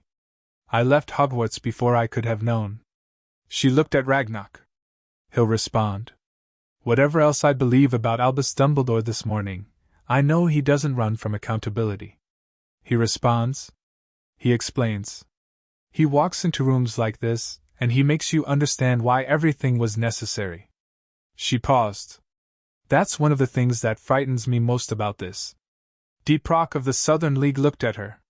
You're afraid he'll convince us. I'm afraid he'll convince some people who need to remain unconvinced, she said. Not you. I don't believe he can walk into a room of Goblin Nation chancellors with treaty law in their hands and talk his way out of it. But there are people in the wizarding world. She stopped. Chose carefully. There are people who will hear his reasoning and find it sound. People whose support matters for what comes after the tribunal. After the tribunal concerns us less than the tribunal itself. Sharfist said. It concerns me more, McGonagall said without apology. Because I have to live in the wizarding world after the tribunal. The children in my school have to live in it. Harry Potter has to live in it. Whatever this convening produces in terms of legal outcomes, if Wizarding Society fractures over it in the wrong way, the fault lines will outlast the verdict. She looked around the table. I'm not asking you to moderate the tribunal. I'm asking you to understand that I'm here as more than a witness. I'm here because I have a genuine stake in this being handled in a way that changes something real rather than just punishing someone.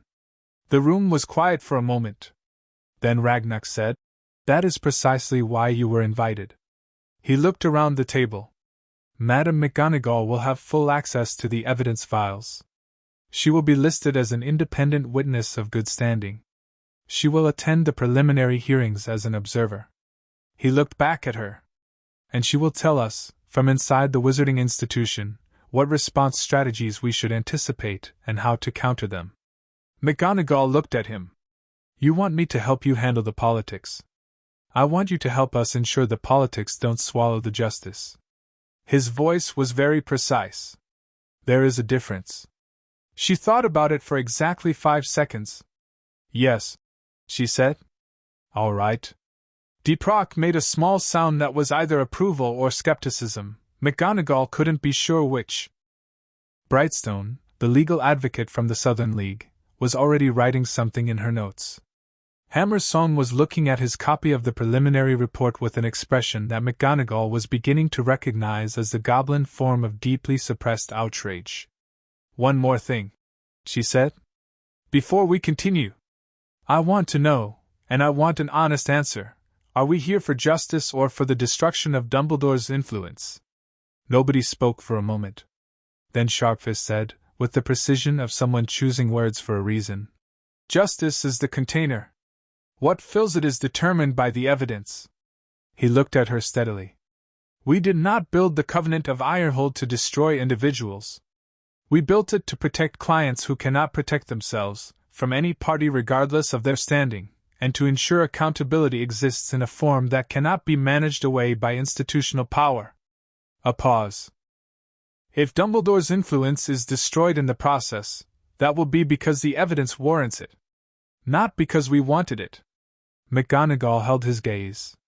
Then she nodded once in the manner of someone giving something its due weight. Then, she said, let me tell you what he's going to say in his defense. And then you'll be ready for it. The first removal session took 40 minutes and left Harry exhausted in a way that wasn't unpleasant. Bright Copper worked through the 2 simplest tracking charms first. Goldseam had mapped the order of removal with the care of someone disassembling a device where the components were load-bearing, and the first 2 were isolated enough to come free cleanly without disturbing the constructs around them.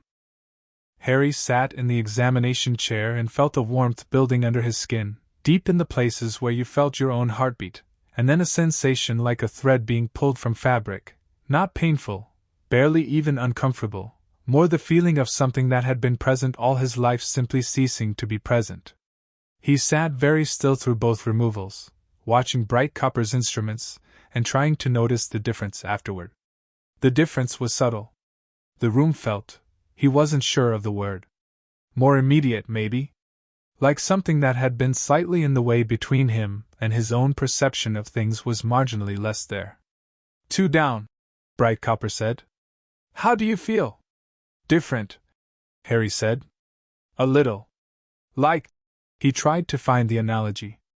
Like I'd been hearing a quiet noise for so long I forgot it was there, and now it's gone, and I can hear what the room actually sounds like. Bright Copper made a note. That's a very precise description. Yes. When can we do more? Tomorrow. We'll do 3 tomorrow if your magical signature stabilizes overnight the way I expect it to.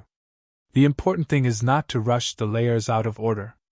She began putting her instruments away with the systematic care of someone who had been trained never to misplace equipment.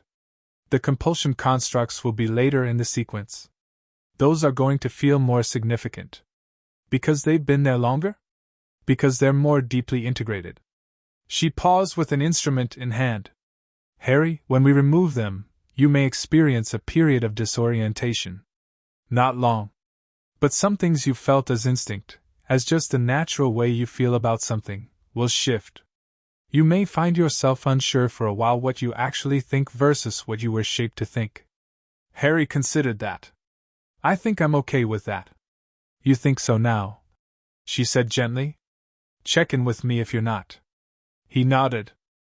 Bright Copper finished packing her instruments, and Harry went back to his room and fell asleep in the chair with the architecture book open in his lap, and slept for 2 hours in the afternoon light that came through the crystal window. He dreamed of something that he couldn't quite catch, a hand extended toward him, and a green light, and laughter that wasn't his, and woke up with the book on the floor and the familiar residue of the dream that always went when he tried to look at it directly. His scar didn't hurt. He pressed 2 fingers to it and checked, the way he'd started doing recently, a new habit born of new knowledge. Something in there. A piece of someone terrible. He'd read enough in the past 2 days to understand roughly what a soul fragment meant, and the implications of it were, as Ironforge would say, substantial. But he had time. He had the mountain around him and the river of goblin industry going on below him, and the door with the guard outside, and for the first time in his memory he had time to think about something before being required to act on it, and that felt like a form of wealth he was only beginning to understand the value of. He picked up the book from the floor. Found his place. Kept reading. Dumbledore's response to the summons arrived at Gringotts at 4 in the afternoon. Not a letter. A formal written declaration, sealed with the Dumbledore family seal and the Hogwarts crest and the ICW seal in a triple witness closure that demonstrated he'd had legal counsel already, and the declaration stated his intention to appear before the full assembly on the scheduled date and to answer all questions put to him by the tribunal. It was 6 paragraphs long, precise and dignified, and it contained exactly one sentence that made Ironforge read it twice.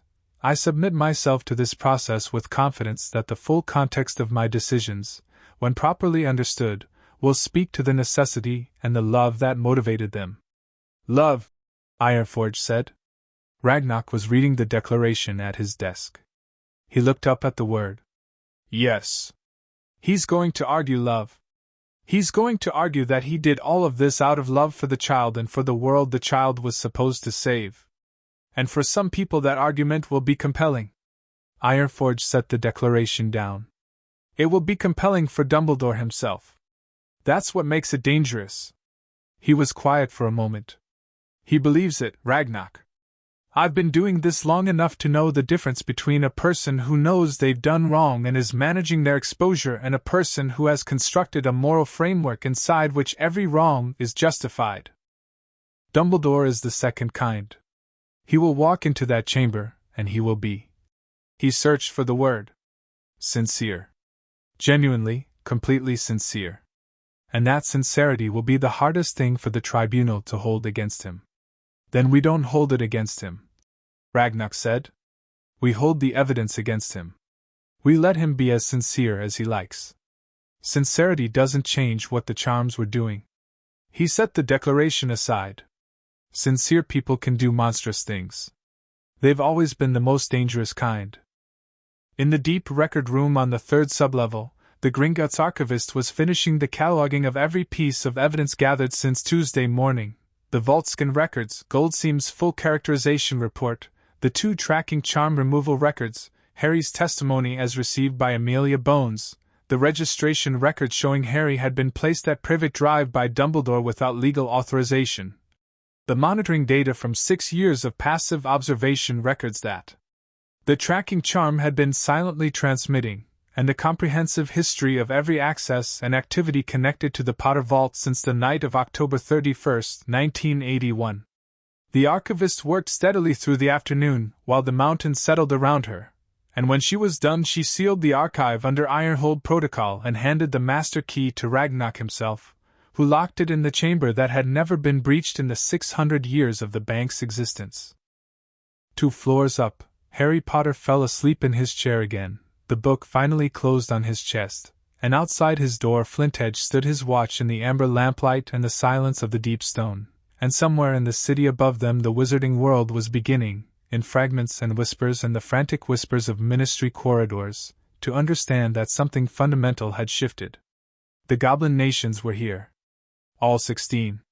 In 3 days they would sit in the Ironhold chamber, and the oldest treaty in magical history would do what it had been built to do. And in the morning, Sirius Black's name was going to appear on Ironforge's desk in a way nobody had planned for, and everything was going to get considerably more complicated.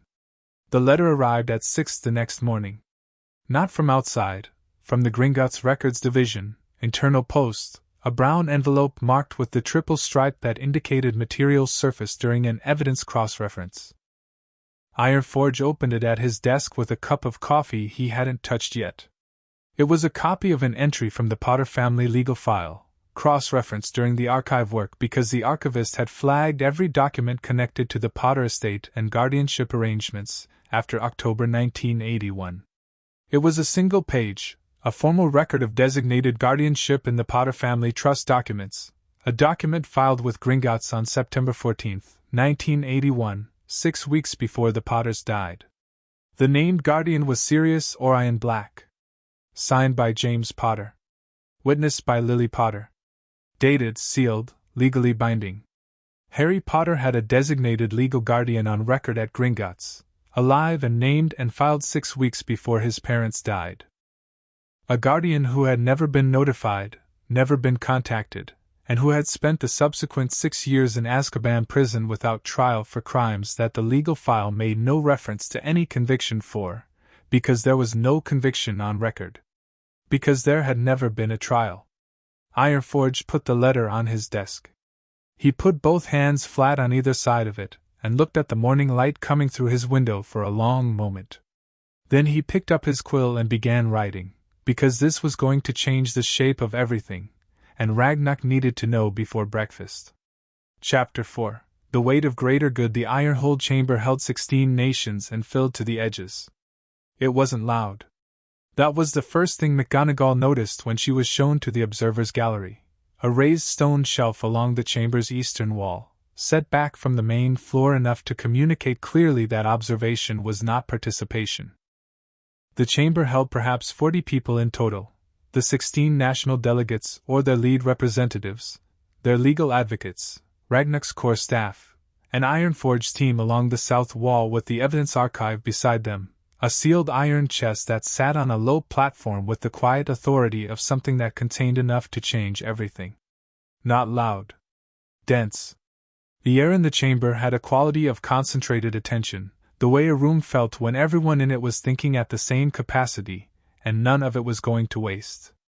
She'd arrived early and watched the delegates settle, cataloging faces and bearing with the practiced assessment of an educator. Sharpfist, who she'd already met, had the stillness of someone saving all his energy for when it mattered. Hammer Song of the North African desert nations had the opposite quality, a coiled readiness, like something that had been held taut for a long time and was very near its own release. Deeprock and Brightstone of the Southern League sat together and spoke in low tones while Brightstone's pen moved constantly, building something on paper that she'd apparently been constructing since the preliminary meeting. Amelia Bones was in the observer's gallery too, 3 seats down from McGonagall, in her official robes with her monocle in place and her hands folded in her lap. She looked over when McGonagall sat down and gave her a nod that communicated solidarity without warmth, not unfriendly, just the economy of 2 people who understood they were on the same side of something without having had time to become allies in the personal sense. "Has he arrived?" McGonagall asked quietly. 15 minutes ago," Amelia said. "He's in the waiting chamber on the north corridor. Alone. He declined to bring legal counsel, which is either very confident or very foolish. With Albus it's never foolish," McGonagall said, and heard the complicated weight in her own voice as she said it. Amelia looked at her briefly. Not unkindly. "No. I don't suppose it is." The chamber doors on the main floor opened and Ragnarok entered, followed by Ironforge and Goldseam. They took their positions at the iron table's head. Ragnarok remained standing, which McGonagall understood from the morning's briefing was the traditional formal posture for the Ironhold commencement. The High Warden stood until the presiding question was put, and only sat when the convening was established. "This assembly is convened," Ragnarok said, and his voice in the stone chamber had the particular quality of something that had been rehearsed not through repetition but through centuries, the phrasing so old it had worn grooves into the room. "Under the covenant of Ironhold, ratified 1609, reaffirmed 1743 and 1891, invoked this day by the High Warden of Gringotts, Britain on the basis of Section 3, active magical violation of a client unable to act in their own defense, and Section 7, systematic breach of custodial trust. He looked around the table. All 16 founding nations confirm presence and standing? 16 voices, in sequence, each stating name and nation and confirmation. It took nearly 3 minutes, and each voice added to the weight of the room in a way that was almost physical. By the time the last confirmation landed, McGonagall could feel the treaty like a pressure against her eardrums, old law made real by the specific ritual of its own invocation. The subject of examination is Albus Percival Wulfric Brian Dumbledore, Ragnock said. He has been formally summoned and has confirmed attendance. He will be brought in now. Dumbledore walked into the Ironhold chamber the way he walked into every room, with the specific quality of presence that had nothing to do with height or volume, the gravitational pull of a person who had been the most important figure in every room he'd entered for roughly 60 years. He was in dark blue robes, unadorned, which McGonagall recognized as a deliberate choice, no Order of Merlin insignia, no ICW chain of office, nothing that would read as claiming authority in a room where the authority was not his. He carried his wand visibly, in the holder at his hip, but he'd unclasped it in the lobby, she'd been told, and handed it to the Goblin steward with the courtesy of someone who understood the gesture and meant it. He sat down at the end of the table opposite Ragnock. He folded his hands in front of him, and he looked around at the assembled nations, and he did not look like a man who was afraid. He looked like a man who had prepared. McGonagall watched from the gallery and thought, there he is. The version of him she'd spent 40 years trusting, the mind behind those half-moon glasses moving at a speed and in a direction that only became clear when the consequences landed. She watched him and felt the complicated grief of someone watching a person they loved become the subject of a process they'd earned. Ragnock sat. Albus Dumbledore. You are here under the Covenant of Ironhold. This is not a criminal trial in the wizarding sense. No imprisonment, no fines, no physical consequence comes from these proceedings. What this convening determines is the question of violation, the question of remedy, and the question of standing. He paused. Standing means your relationship with every Goblin Nation institution on Earth. Accounts, holdings, institutional affiliations. Everything that requires our recognition. Another pause, precise as a comma. Do you understand the nature of this convening? I do, Dumbledore said. His voice was calm and warm and exactly what it always was, and McGonagall thought, he's going to be himself. That's his strategy. Just be entirely himself. Then we'll begin with the evidence. Ironforge took the floor for the first hour. He did it with the controlled efficiency of someone who had been building to this for days, presenting the evidence in a clean sequence from discovery to characterization, the vault scan, the 33 charms, the attribution findings, Goldseam's full analysis. He presented it without editorial, each piece in its technical description and its plain language translation, the way a master craftsman shows their work. Here is the component, here is its function, here is how it fits into the whole. The room listened. Dumbledore listened. He sat very still through the entire hour, and his expression was attentive and serious and gave nothing away, and twice McGonagall saw his jaw tighten, once during the description of the compulsion constructs, and once during the fate marker characterization, and both times he controlled it so smoothly that she doubted anyone else had noticed. When Ironforge finished, Ragnock said, Albus Dumbledore. The evidence has been presented. You may respond. Dumbledore unfolded his hands and leaned forward slightly.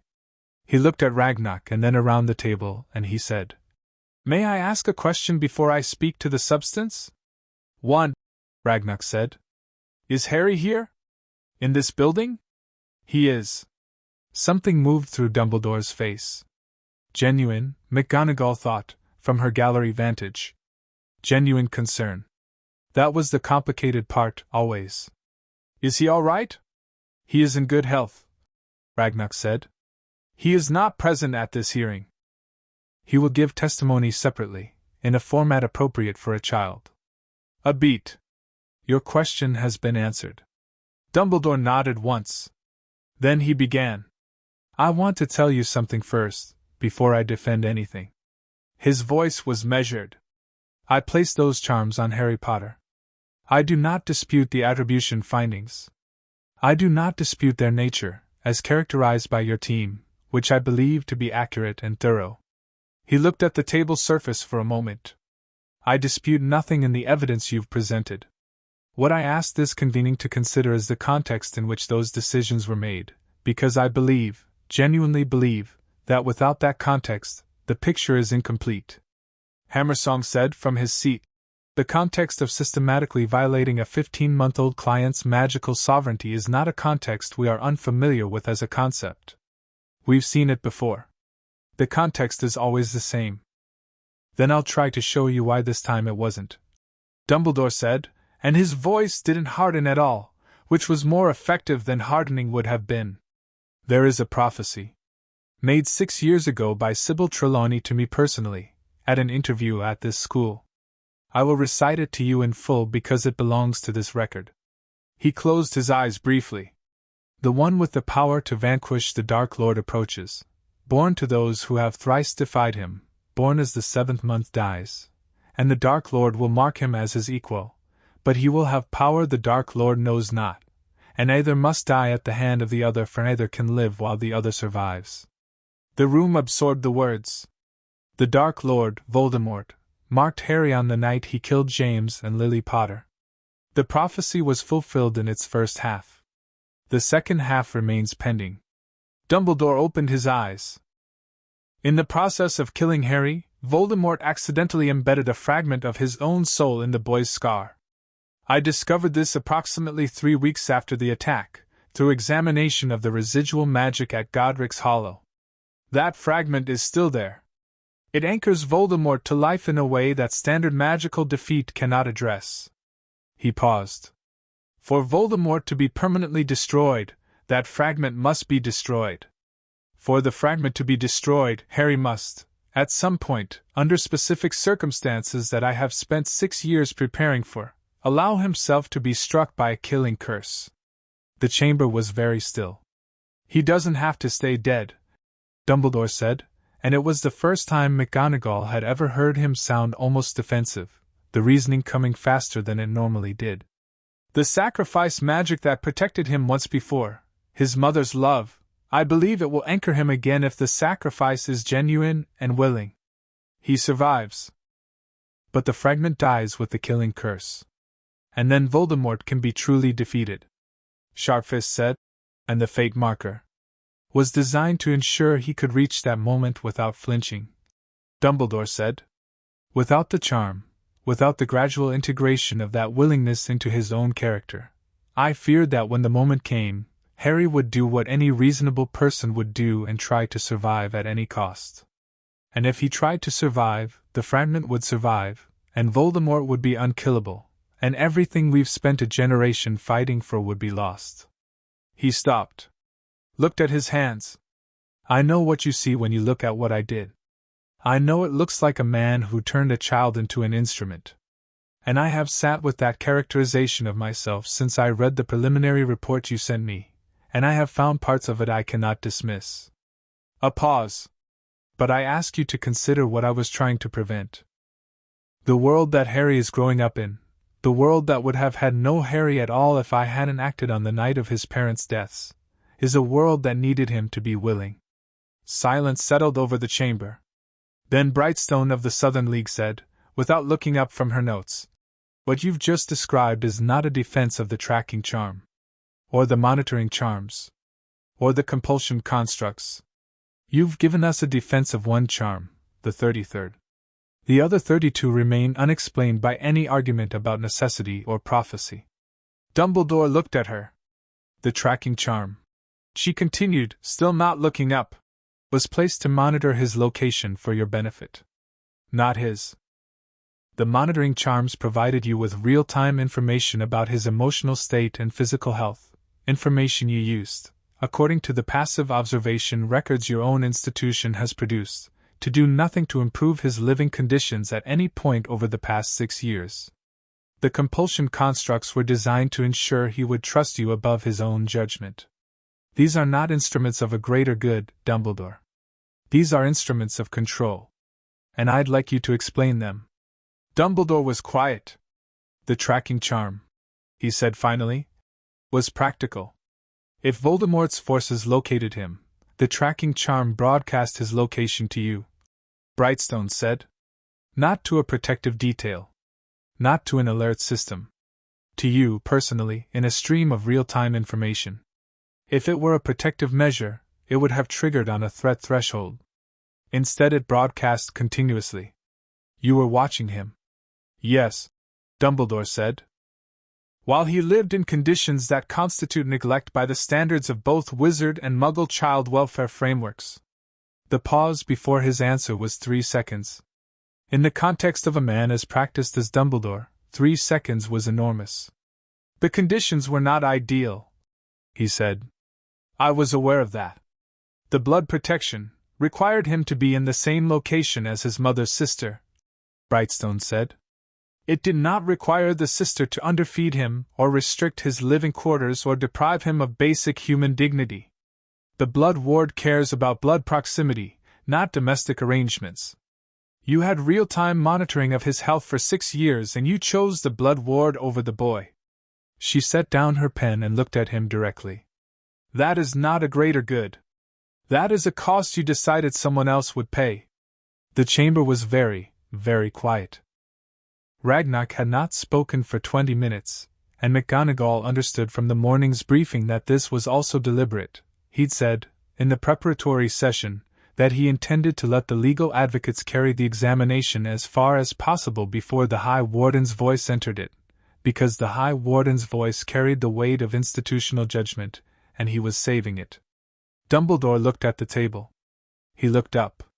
He said, in the quiet voice of a man choosing honesty because he'd calculated it was the only remaining option. I made choices about Harry's life that I had no right to make. I knew they were not good for him as a child, and I made them because I believed the outcome was worth the cost. He stopped. I still believe the outcome is worth the cost. Voldemort's final defeat. The end of the war. Millions of lives, wizard and muggle alike. Against one child's difficult childhood. He looked up, and his eyes were clear and direct and completely, genuinely convinced. I would make most of those choices again. McGonagall closed her eyes. Not all of them. Dumbledore continued, and his voice had something in it now that was different, something that cost him. The compulsion constructs. I have thought about those since I read the characterization. A child should be allowed to trust his own mind. He paused. I believe I went further than I intended with those, and further than I should have. Than you intended, Hammersong said. The 2 words were flat as stone. Yes. You placed 3 compulsion-adjacent constructs on a 15-month-old child, and you are telling this convening that you went further than you intended? The intent was to ensure he would be open to guidance from people who, from you, Hammersong said. The constructs are specifically keyed to your authority threshold. Not guidance from trusted adults in general. From you specifically. We have the characterization report. We have read it thoroughly. He leaned forward. You built a child to trust you above himself. The silence that followed was different from the previous silences. Fuller. Something in it that had the quality of a door closing. Dumbledore said nothing. The compulsion constructs, Hammersong said, are the clearest evidence of what this actually is. Not a man making impossible choices under impossible pressure. A man ensuring that the person those choices were made about would never have the tools to question them. He sat back. The rest can be argued as necessity. Those cannot. McGonagall stepped out during the midday recess. She walked to the corridor outside the observation gallery and stood against the stone wall and pressed both hands flat against it, feeling the cold and the age of it, the mountain doing what the mountain did. She stood there for 2 minutes and breathed. She'd known, walking in this morning, that it would be hard. She'd been wrong about the specific shape of the hard. She'd prepared herself for Dumbledore being wrong and dishonest, and instead she'd watched him be wrong and completely honest about it, which was infinitely worse because she couldn't dismiss it as dishonesty. He believed every word. He sat in that chamber in front of 16 nations and said, "I would do most of it again," with the quiet conviction of a man who had looked at the same moral equation she was looking at and come up with a different answer, and was not going to pretend otherwise. She thought about James and Lily Potter. She'd taught them both. James, brilliant and careless, and so much more perceptive than he let on. Lily, who had a quality that McGonagall had only encountered 3 or 4 times in 40 years of teaching, a form of magical courage that wasn't bravery exactly, it was something more fundamental than bravery, it was the decision to love fully without protecting yourself from what love might cost. They had left a guardian on record. They had thought about what would happen if the worst happened, and they'd made a plan and they'd filed it properly, and Dumbledore had simply not used it. Had placed their son in a house with people who didn't want him, and watched from a distance, and called it necessary. She thought about Sirius Black, which she hadn't let herself think about yet because there was only so much she could hold at once. She'd read Ironforge's memo this morning. The guardianship document. No trial. 6 years in Azkaban with no trial, for a man who should have had Harry. She thought, did Albus know? Did he know about the guardianship record and leave it in the file because he needed Sirius out of the way? She didn't know the answer to that, and she didn't want to think about what it meant if the answer was yes. Amelia Bones appeared from the corridor's far end. She walked with the deliberate pace of someone who had also needed air and had gone the other direction to get it. "He didn't break," McGonagall said. "No." Amelia came to stand beside her against the wall. "He wasn't going to. He came in there with the full weight of his own conviction, and he intends to carry it all the way through." She was quiet for a moment. "Brightstone's going to be the one who gets through to him. She keeps bringing him back to the evidence rather than the intention, and that's the right approach because his intentions are genuinely good, and they're also almost entirely beside the point. He said he'd do most of it again." "Yes. Not all of it. The compulsion constructs. He conceded those." Amelia turned her monocle over in her hand, a habit McGonagall was beginning to recognize as her version of a tell. "I think that was a genuine admission. I think those bothered him more than the rest, even before this. He's a man who cares about minds, about intellect, about people using their own capacity. Building a construct that compromised Harry's ability to do that was probably the one thing that sat uncomfortably with him even in his own framework. Barely comfortably enough to stop him doing it." McGonagall said. "No." Amelia put her monocle back in. "Not comfortably enough to stop him." She paused. "I want to tell you something, Minerva. As one person to another, not as officials." She looked at the wall. "I've been building a DMLE case in parallel with this process. Not instead of it. The Covenant proceeding is primary and has jurisdiction. But for the elements that fall outside Ironhold's scope, the Dursley guardianship arrangement, and the question of child welfare violations under wizarding law, I've been building a separate file." McGonagall looked at her. And I have enough to bring a formal investigation against Dumbledore in the British wizarding courts, independent of whatever the Covenant tribunal produces. She turned to look at McGonagall directly. "And I have a problem, which is that the Sirius Black matter is going to have to be part of that investigation, and the Sirius Black matter is—" She stopped. "It's Azkaban," McGonagall said. "He's been there 6 years without a trial, Minerva." 6 years? Under sentence for a crime we have no conviction record for, in Azkaban, with Dementors. Her voice was very controlled and very quiet. "If he's innocent, the guardianship document is in the Potter's own files," McGonagall said. "James Potter would not have named his secret keeper as his son's guardian. He would have had to trust him absolutely to do that." "Yes," Amelia said. "They stood in the corridor and the weight of 6 years sat between them, the specific horror of time that couldn't be given back. I'm going to move to release him," Amelia said. "Today, this afternoon, while the tribunal is still in session." I'm going to have the DMLE file an emergency review order on the Black case. It won't get him out immediately, there are procedural steps, but it puts it on record now, before anything else happens, so it can't be sat on. She paused. And I need you to not tell Dumbledore. Not yet.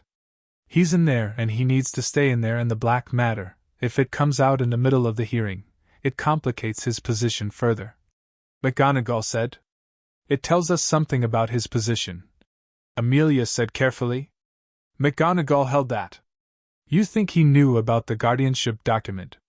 He arranged Harry's placement the morning after the attack. He would have reviewed the Potter legal files as part of determining what options were available. The guardianship document was in those files. Any competent review would have found it.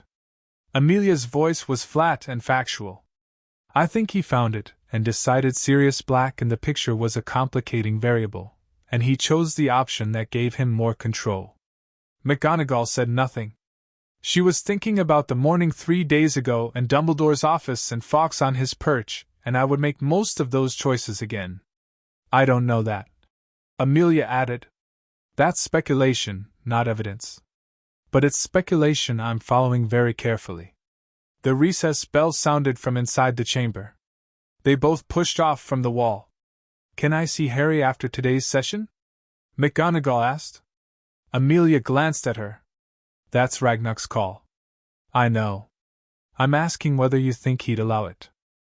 I think, Amelia said, that Harry Potter is going to want to see a familiar face at some point, and you're currently the most familiar face he has that isn't actively on the opposing side of a major legal proceeding. She pushed open the door back to the gallery. So yes. I think Ragnar will allow it. The afternoon session ran 3 hours and covered the monitoring charms in granular detail. Goldseam herself took the floor for this section, which was a deliberate choice by Ragnar. Ironforge had done discovery, Brightstone and Hammersong were carrying the examination, and Goldseam's presence communicated that the technical authority of the characterization team was fully behind every number on every page. She presented the health monitoring data first, 6 years of continuous readings, charted against standard developmental benchmarks for a wizard child of Harry's age and demonstrated magical capacity. The gap between where he was and where he should be, in physical terms, was significant. The gap in magical development was larger. She presented it without commentary. The numbers did it without her help. When she finished, Ragnar spoke for the first time in hours. Albus Dumbledore, he said. The health monitoring data. 6 years of continuous readings. In your own testimony you confirmed you received this stream. He put his hands flat on the table and leaned forward, not much, just enough to change the geometry of the room slightly. You knew. Yes, Dumbledore said.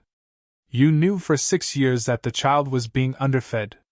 That his physical development was below standard. That his magical development was being suppressed below its natural range, not only by your own monitoring constructs but by the conditions of his environment. Yes. And you did nothing to change those conditions. I monitored them. I made the assessment that the risk of, you did nothing to change them, Ragnar said, and his voice had reached the quality that the room had been waiting for all day, something that didn't need volume because it had weight instead. A 7-year-old child in your care. With monitoring instruments providing you real-time health data. And you did nothing. Dumbledore held his gaze. The Blood Ward functions within a range of physical conditions that your own monitoring instruments confirmed were not being maintained. The ward requires the child to regard the location as home. A child who is neglected, who is hungry, who is kept in a cupboard. Ragnar paused, and the pause had edges. How long, in your assessment, before that child stops regarding anything about that house as home? At what point does the Blood Ward fail because you've allowed the conditions that sustain it to degrade? Dumbledore said nothing. Your plan, Ragnar continued, required the Blood Ward. Your plan also required conditions so poor that your own instruments flagged developmental concerns within the first 2 years. You were running an experiment, Dumbledore, with a child's health as a variable, and you were watching the variable carefully enough to know you hadn't broken it yet. He sat back. That is not love. That is management. The word management fell into the room and it stayed there. McGonagall watched Dumbledore's face absorb it, and watched him try to find the response, and watched him, for the first time all day, not quite find it in time. I have never stopped loving Harry, he said finally, and his voice had something in it that was raw and genuine, and McGonagall's chest hurt with the complicated truth of it. That, Ragnock said, is possibly the most important thing you have said today. Because it tells us exactly what kind of love we are talking about. He looked around the table. We will recess until tomorrow morning, when Dumbledore will continue his testimony. Overnight the Assembly will review the afternoon's evidence in full. He looked at Dumbledore directly. You should consider, overnight, whether there are further admissions you would like to make before the tribunal reaches its characterization phase. Dumbledore stood. He looked around the table one more time, and something moved through his face. Not defeat, not yet, but the first edge of understanding that this particular room was not one he could fill with his own presence enough to change its outcome. He had been, for 60 years, the largest presence in every room he entered. The iron-holed chamber was larger than him. He walked out with his back straight, and his hands at his sides and his wand unclasped at his hip, and the door closed behind him, and the chamber held the silence of 16 nations doing their thinking. McGonagall found Harry in the West Wing library. It wasn't much of a library, 3 shelves, a mix of goblin history, and some wizard texts someone had sourced for him, a reading lamp and a low chair. But he'd clearly been in it for several hours because there were 3 books open at once on the table and 2 more stacked beside him, and he looked up when she came in with the particular alertness of a child who'd developed a habit of tracking door movement. He looked at her for a moment. She looked at him. She'd last seen him as an infant, and the baby from that memory and the boy in the chair were connected only by the shape of his father's face and his mother's eyes looking out of it. He was small. She'd known he would be small from the reports, but knowing and seeing were different. Professor McGonagall, he said. You know who I am, she said, slightly surprised. Ironforge showed me a photograph. Hogwarts staff. He looked at her steadily. You came from Hogwarts. You were there this morning. I was. She sat down across from him. She wasn't sure what she expected, a frightened child, possibly, or an angry one. She hadn't expected this particular quality of watchful calm. How are you finding it here? Better than I expected, he said honestly. Flinthedge brought me extra books. She looked at the stack. Goblin Architectural History, a volume on international treaty law that was comprehensively too advanced for a 7-year-old, and which he appeared to have made significant progress in, something in gobbledygook that had a handwritten English translation tucked into its pages. You've been keeping yourself busy. There isn't much else to do. He looked at his hands. And knowing things about what's happening seems better than not knowing things. Yes, she said. It usually is. She looked at him and thought about how to say what she wanted to say, which was not easy because she'd spent the past 6 hours watching the man she trusted for 40 years defend everything that had happened to this child with a clarity and conviction that made it worse rather than better, and now she was sitting across from the child and she had to find the right words. Harry. I wanted to. She stopped. He waited. Without urgency, without filling the space for her, just waited. I want to apologize to you, she said finally. On behalf of. She stopped again. On my own behalf. I knew you had been placed with your aunt and uncle.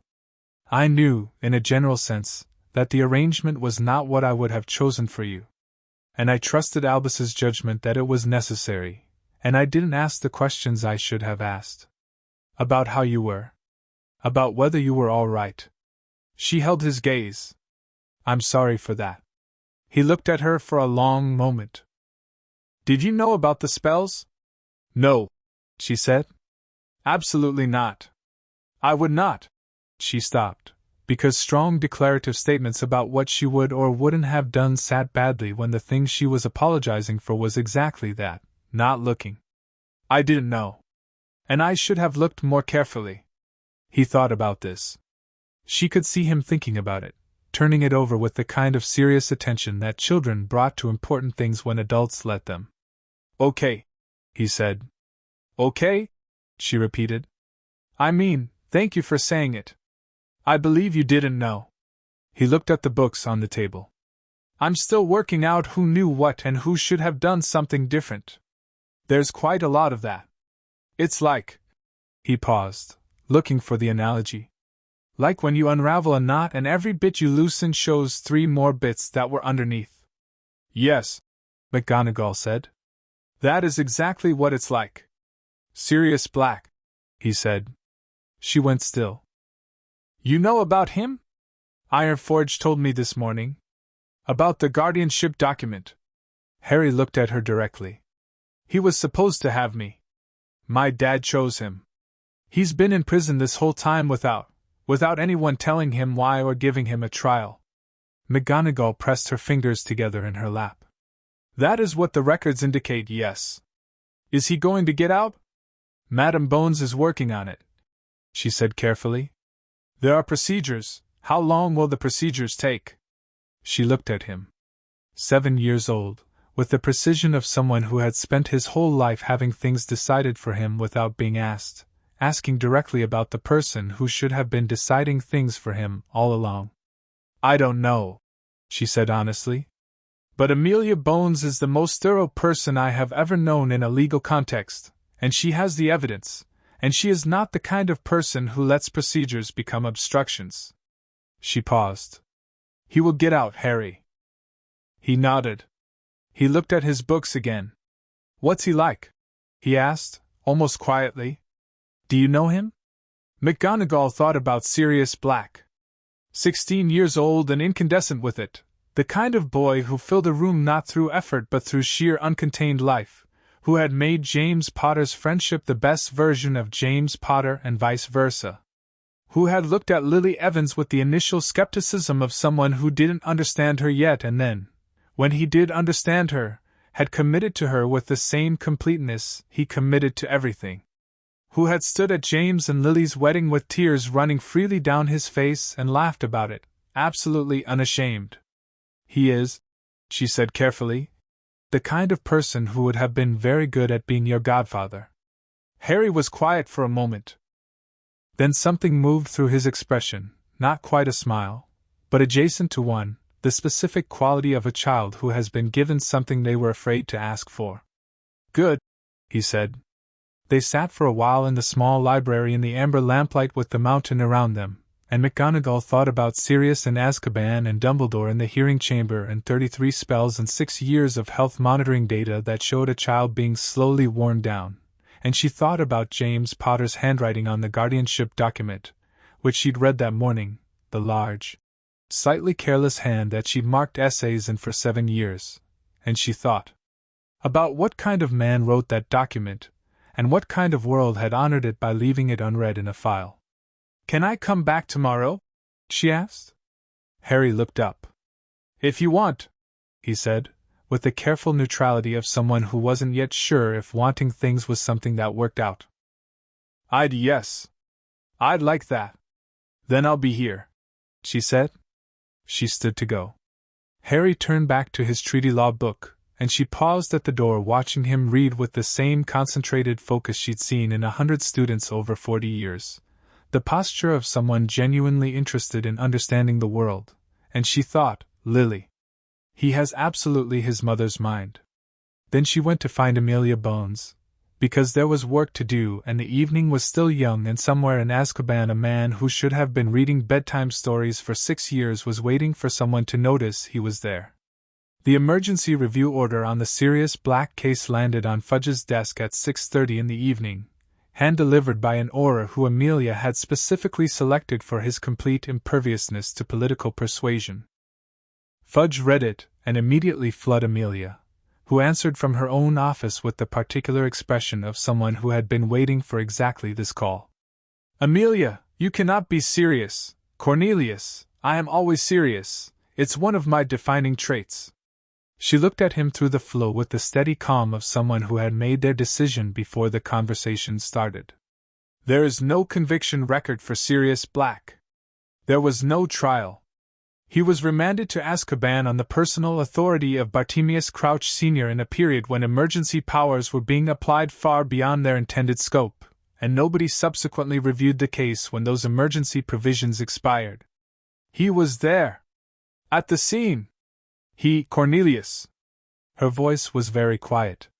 There is a guardianship document in the Potter family legal files at Gringotts, signed by James Potter 6 weeks before he died, naming Sirius Black as Harry Potter's guardian.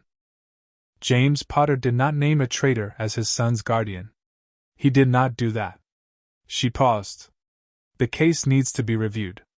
If he's guilty, a review will confirm it, and he stays in Azkaban with an actual conviction to his name. If he isn't. She stopped. You do not want to be the minister who left an innocent man in Azkaban for 6 years and didn't act when evidence was placed in front of you. Fudge's face went through several shades. The trial date, within the week, Amelia said. Or I go to the Wisengamot directly. And given that the Ironhold proceedings are currently drawing international attention to every aspect of the British wizarding justice system's conduct in the post-Voldemort period. She let that sit for a moment. I think a proactive review will look considerably better than a reactive one. Fudge stared at her. Then he said, with the specific pained tone of a man being dragged toward the right thing against his will. Fine. 1 week. Thank you, Cornelius. She closed the fleur and sat back in her chair and rubbed her eyes under her monocle. 1 week. It wasn't fast enough for someone who'd been there 6 years, but it was the handle she'd been given and she'd use it, and in the meantime the Ironhold proceedings would continue, and every day they continued made the political case for speed in the black matter stronger. She thought about Harry asking, "Is he going to get out?" "Yes," she said aloud, to no one. "He is absolutely going to get out." She pulled the black case file toward her and began to work. Chapter 5. Unraveling the morning Sirius Black was told he might have a trial. He didn't believe it. The Azkaban guard who told him wasn't cruel about it, which was itself unusual, because the human guards at Azkaban operated on a spectrum between indifferent and vindictive, and neutral kindness was not part of the institutional culture. The guard, a young woman named Dawlish who'd been posted to the prison 6 months ago and hadn't yet learned to stop feeling things about it, slid the DMLE notification through the cell door bars at 7 in the morning and said, "This is for you," and stepped back. Sirius stared at the ceiling for a long moment before he reached for it. He'd been lying on his back on the stone shelf that served as a bed, which was where he spent most of his time when the Dementor's influence was at its least crushing. They patrolled on a 4-hour rotation, and in the gaps between passes there was sometimes enough warmth in the room to think. Not well.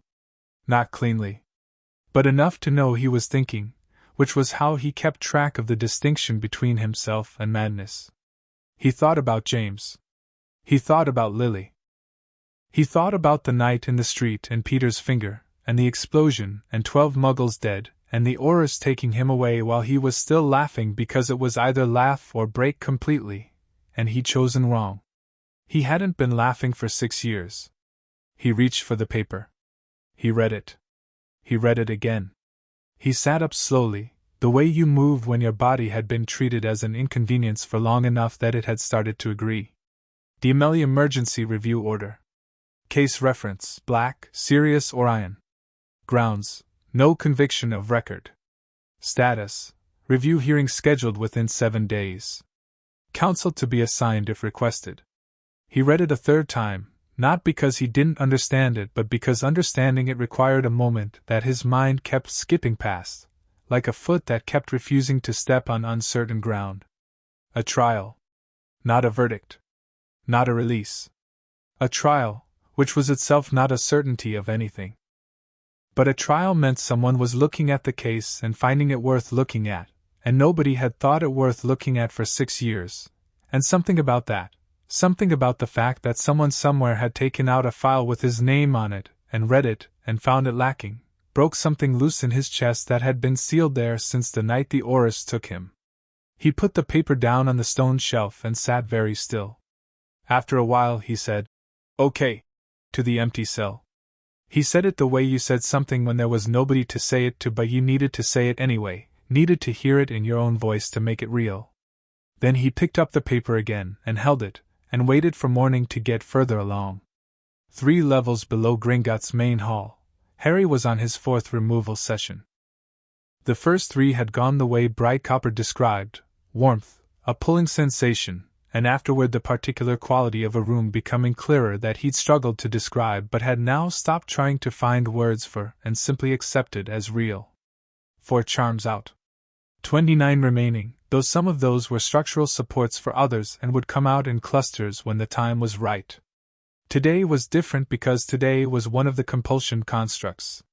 He knew it before Bright Copper told him, because she'd warned him what to expect, and he'd been paying attention to his own internal landscape in the way someone did when they understood that some of the terrain wasn't what they thought.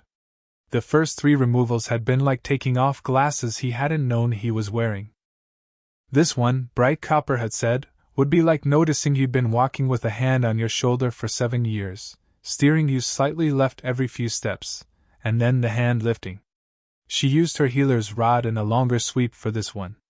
Goldstein was in the room too, sitting at the table with instruments, monitoring the process with the focused intensity she brought to everything, and Ironforge was near the door again, not by assignment but because he'd developed a habit of being present for the important sessions in the way that people who cared about something showed up for it without making a production of the showing up.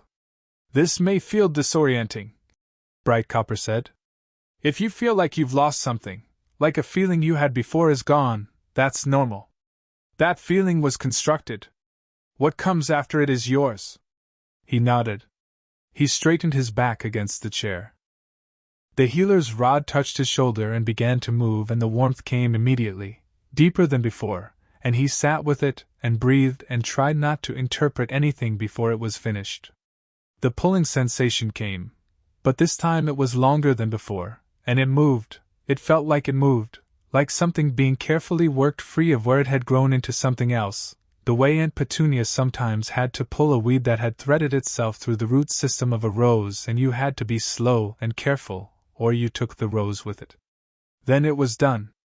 Harry sat very still for a moment.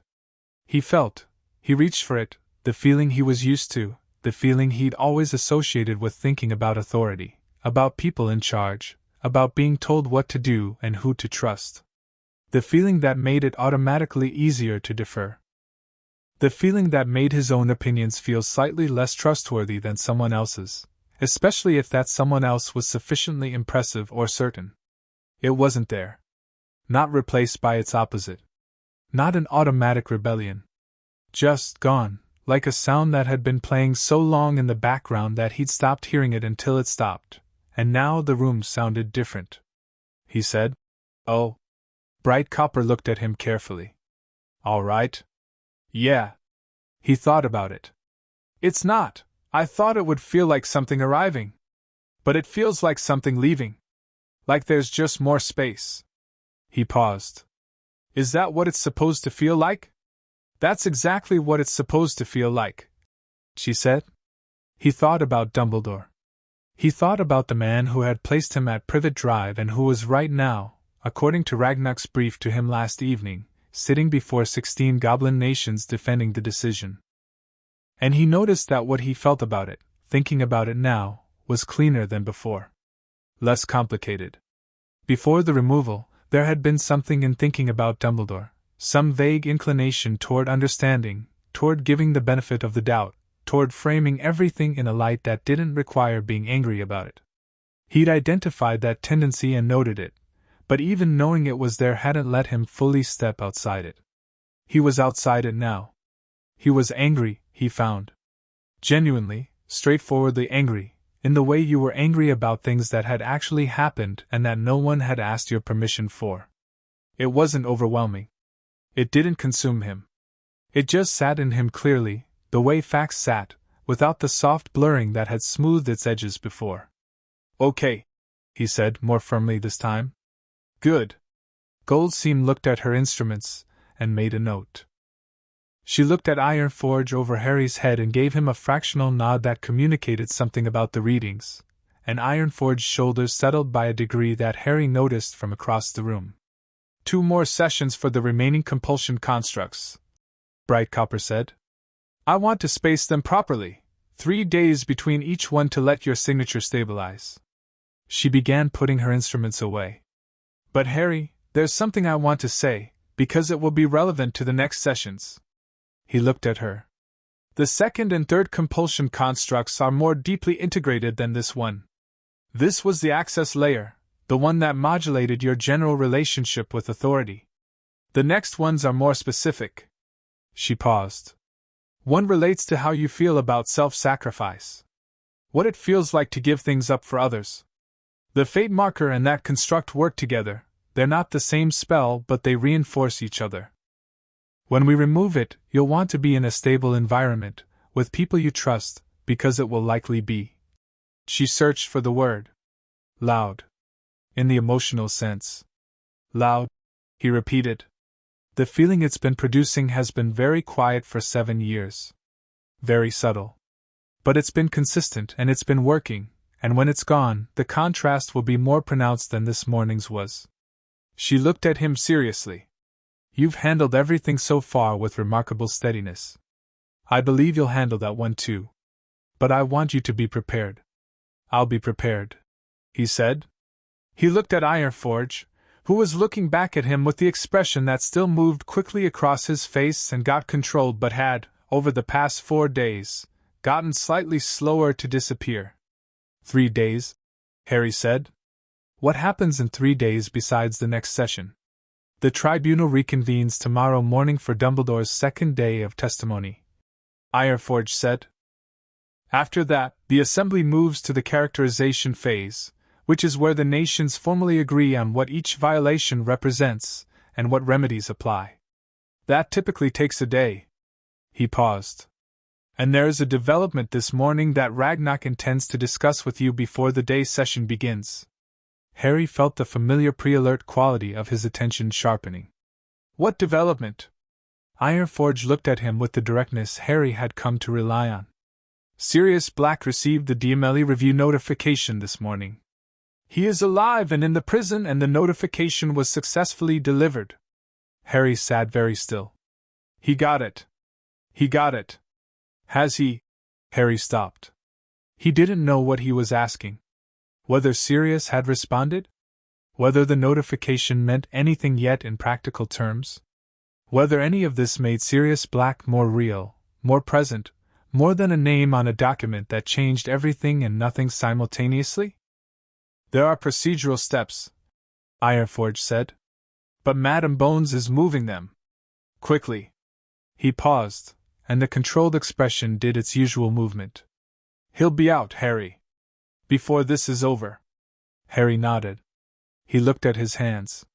He thought about a man in a cell holding a piece of paper, and he thought about the word Godfather, and what it meant, and that he had no idea what it meant in the practical, daily sense because he'd never had anything like it, and the clean anger from the charm removal sat alongside a feeling he didn't have a name for yet, something that was adjacent to hope but more careful than hope, something that checked the ground before it stepped.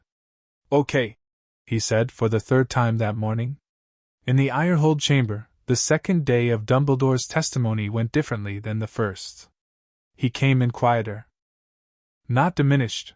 Dumbledore without presence would have been like a fire without heat, structurally impossible, but different in the specific way of someone who had spent the night genuinely thinking rather than preparing. McGonagall noticed it from the gallery. Amelia noticed it from beside her.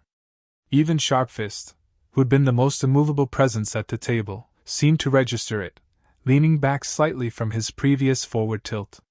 Ragnarok opened without preamble. You've had the night. Are there admissions you wish to make? Several, Dumbledore said. He folded his hands on the table. I've been sitting with the distinction that this tribunal has been making, the distinction between necessity and control. Between actions driven by a situation and actions driven by a desire to manage how that situation progresses. He paused. I think I've been telling myself for 6 years that they were the same thing. That managing Harry's development was necessary because the situation required it. Last night I was trying to find the point where managing became something else, and I found it earlier than I wanted to. Earlier than? Brightstone said. The monitoring charms, he said. I placed the first monitoring charm within the first week of Harry's placement at the Dursleys. Not because he was under threat. He was safely behind the Blood Ward. There was no intelligence suggesting imminent danger. I placed it because I needed to know what was happening in his environment, and the reason I needed to know was... He stopped. Exhaled. Because I couldn't control what was happening in his environment. And I've been, as this tribunal has correctly identified, someone who functions through control. Through managing outcomes toward their intended end. He looked at the table. The monitoring wasn't protective. It was compulsive. I needed to be watching because not watching felt like losing the thread of the plan. The chamber absorbed this. And the 6 years of health data, Ragnock said. Which you watched and did not act on. Which I watched and rationalized. Dumbledore said. I told myself that intervention would complicate the Blood Ward, which was partly true and mostly convenient. I told myself Harry's character was being shaped by the difficulty of his circumstances, which I believed and also used as justification for not ending the difficulty. He was quiet for a moment. I want to be honest because I think dishonesty would be both futile and wrong in this room. But I want you to know that being honest about the gap between my intentions and my actions is not something I find easy. I've spent a long time being the person who gets the analysis right. No one in this room doubts your analytical capacity, Hammersong said. We doubt your ethics. Yes, Dumbledore said. I know. Hammersong looked at him for a long moment. The fate marker. You stand by it. It wasn't quite a question. Dumbledore looked at him. I stand by the necessity that produced it. Whether it was the right instrument for that necessity. He paused. I am less certain than I was. Less certain. Hammersong repeated.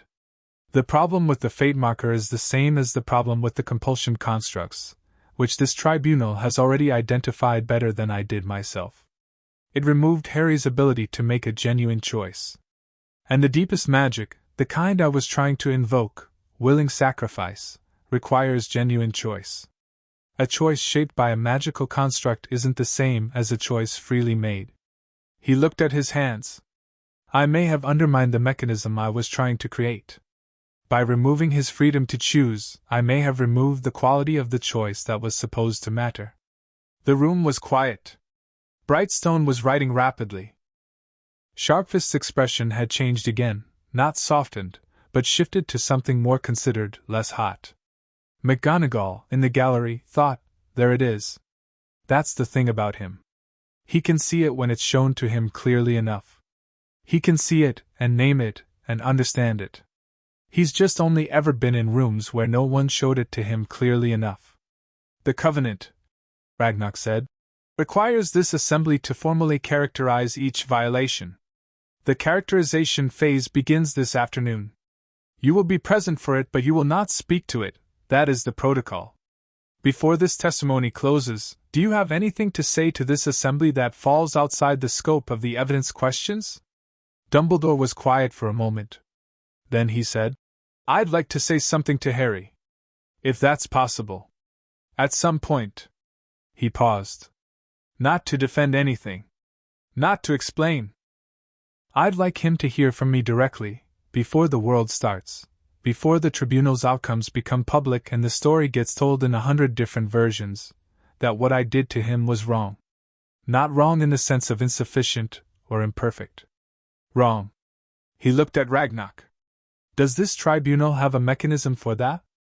Ragnock looked at him for a long moment. That is not within the Covenant's scope, he said. It would be a matter between you and Harry, if Harry chose to permit it. He paused. I will ask him. Thank you, Dumbledore said. It was the simplest sentence he'd produced in 2 days of testimony, and it landed with more weight than any of the elaborate reasoning that had preceded it. The first sign of organized opposition came at noon, in the form of a fire in the leaky cauldron. Not a dangerous fire. A small one, in the grate of one of the private meeting rooms, where a gathering of roughly 15 people had taken the room for what they'd booked as a private function, and which was in fact, as the barmaid later described to an orer, a lot of shouting and wand-waving and talk about goblins getting above themselves. The fire was magical in origin. Someone had cast an aggressive heating charm on the grate that jumped to the curtains before being contained, and the orers who responded found the room mostly evacuated and the private functions attendees in various states of dignified retreat through the pub's back exit. They found, more usefully, a piece of parchment that had been left on the table in the rush, which outlined in some detail a set of proposed actions aimed at countering the illegitimate interference of foreign non-human institutions in British wizarding affairs. Amelia had the parchment on her desk by 2 o'clock. She read it with the expression of someone who had expected something like this but had hoped to be wrong. The language was the measured, institutional kind that meant it hadn't been written by a hothead in a pub room but by someone who thought in legal frameworks, and was using that framework to dress up something uglier. The author wasn't named. The actions proposed ranged from the procedurally legitimate, a motion to challenge covenant jurisdiction before the Wiesengemot, to the considerably less so, including what was described as protective retrieval of the child from Gringotts. She summoned her 3 most senior orers and closed her office door. "The bank is not under threat," she said. "Anyone with sense knows better than to attempt physical action against Gringotts. But Harry Potter is inside it, and his presence there is what's driving most of this reaction, and I want to know who wrote this document before the day is out." She put the parchment in the center of her desk. "These are the signatures I'm interested in." She pointed to the 3 names visible at the bottom of the document. "Dolores Umbridge, Lucius Malfoy, and someone who's signed as a concerned member of the Wiesengemot, which is both cowardly and legally significant." "Malfoy's brazen," one of her orers said. "Malfoy is calculating," Amelia said. "He's signed this because he's decided the political tide is with a pro-Dumbledore, anti-Goblin position and he wants to be associated with it early. He's wrong about the tide, but he doesn't know that yet." She looked at each of them. "Umbridge I want watched. She has ministry access, and she has no ethics, and she has exactly the kind of institutional reach that makes her useful to people who want things done without fingerprints." She paused. "And I want extra aura presence on the approaches to Gringotts. Not inside, Gringotts handles its own security and they handle it comprehensively. But outside. Visible. Because visibility is a message." She dismissed them and sat back and looked at the parchment. Then she picked up a quill and drafted a brief memo to Ragnarok, marked urgent, that said, "Organized opposition forming. Umbridge name involved. Harry's security inside the bank is not my concern, but I wanted you to know the shape of what's forming outside it." Ragnarok's response came back in 11 minutes, noted. "Already aware. The dragon at the main entrance has been fed today and is in a notably defensive temperament. This was arranged this morning." Amelia looked at the response for a moment, and then made a sound that was almost a laugh. She put the memo away and pulled the black case file back out. "Harry heard about the leaky cauldron incident from Flintedge, who told him about it the way Flintedge told him things, directly, without editorial decoration, as a fact that he assessed Harry had the capacity to handle. People are angry about the tribunal," Flintedge said. They were in the small corridor outside Harry's room, where Harry had taken to standing for a while after dinner because the stone walls were cool and the mountain made its settled breathing sounds and it felt like walking into a room that didn't need anything from you. "Which people? People who are on Dumbledore's side. Or people who think the bigger issue is goblins having authority over wizarding matters." Flintedge paused. "The distinction between those 2 groups is less clear than you might expect. A lot of the second group thinks Dumbledore is wrong about the specific things but doesn't want a goblin tribunal to be the one that says so." Harry leaned against the wall. He'd been thinking about this since the removal session that morning, about the clean anger and how it sat, and about what came after a tribunal that found the way everyone seemed to expect it would find. "What happens to him?" he asked. "After the tribunal. In practical terms, Covenant outcomes fall into 3 categories: Flintedge said. He had the quality that Harry had noticed in several goblins here of explaining things without the verbal cushioning adults usually put around difficult information when talking to children. It was one of his favorite things about being here. First, censure. A formal finding of violation, entered into the international record. Every Goblin Nation institution that participates in the Covenant adds it to their client relationship assessment for the censured party. Effectively means every Goblin bank on Earth treats you with maximum scrutiny and minimum benefit of the doubt, indefinitely. Second, suspension. Severing of banking relationships across all participating nations. Accounts frozen, access restricted, until remedies are fulfilled. Can be temporary, usually is, but the conditions for restoration are set by the Covenant Assembly and can be stringent. And third? Flintedge looked at him steadily. Full severance. Permanent severing of all Goblin Nation relationships. Every account, every holding, every institutional affiliation. Historically rare. Reserved for violations of the most fundamental order. He paused. Given that Dumbledore's violations include a fate marker on a child, something formally condemned by every major international magical body, and 6 years of demonstrated health monitoring with no protective action taken, the third category is in play. Harry was quiet. He thought about it without the softening lens that had been there this morning, and found that the clean anger was still there, and the thought of Dumbledore losing his banking relationships felt appropriate. In a way that was neither vengeful nor insufficient. Just the right size for the facts. And the compulsion constructs, he said. Those are a Covenant violation in their own right under Section 4, tampering with a client's magical cognition without consent. That section carries mandatory suspension as a minimum. Flintedge paused. The characterization phase this afternoon is where the Assembly formally categorizes each violation. The remedy discussion follows from that. Will I be there? For the characterization? Not today. The characterization is between the nations and the evidence. But your testimony is part of the evidence file, and it's under treaty seal, which means it has weight independent of your physical presence. Flintedge looked at him. Ragnarok wants to speak to you tomorrow morning, before the remedy session. There's a question of whether you want to address the Assembly directly. Harry stilled. Me. You're the client. The violation was to you. The Covenant doesn't require, allows, the client to address the Assembly with a statement if they choose. It goes into the formal record and the nations consider it when determining remedies. Flintedge paused. You don't have to decide now. Harry looked at the stone wall opposite. He thought about 33 spells in a cupboard under some stairs and a photograph in a jacket lining and the hand he'd felt in a dream, extended toward him. He thought about Sirius Black in a cell reading a piece of paper. He thought about Bright Copper saying, the feeling it's been producing has been very quiet for 7 years.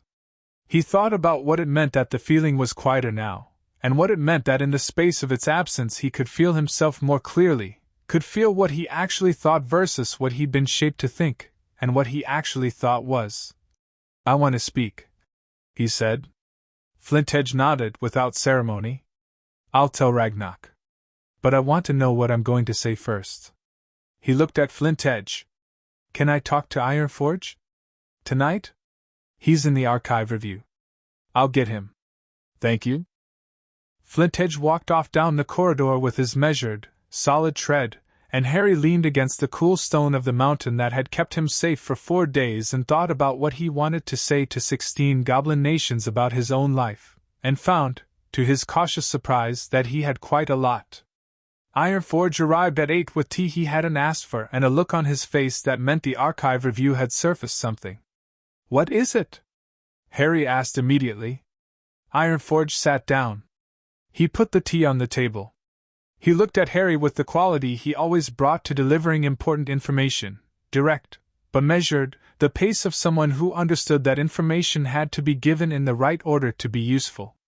The archive team finished their cross-reference of all documentation connected to the Potter estate and the circumstances of your placement, he said. They were thorough, which is what we asked for.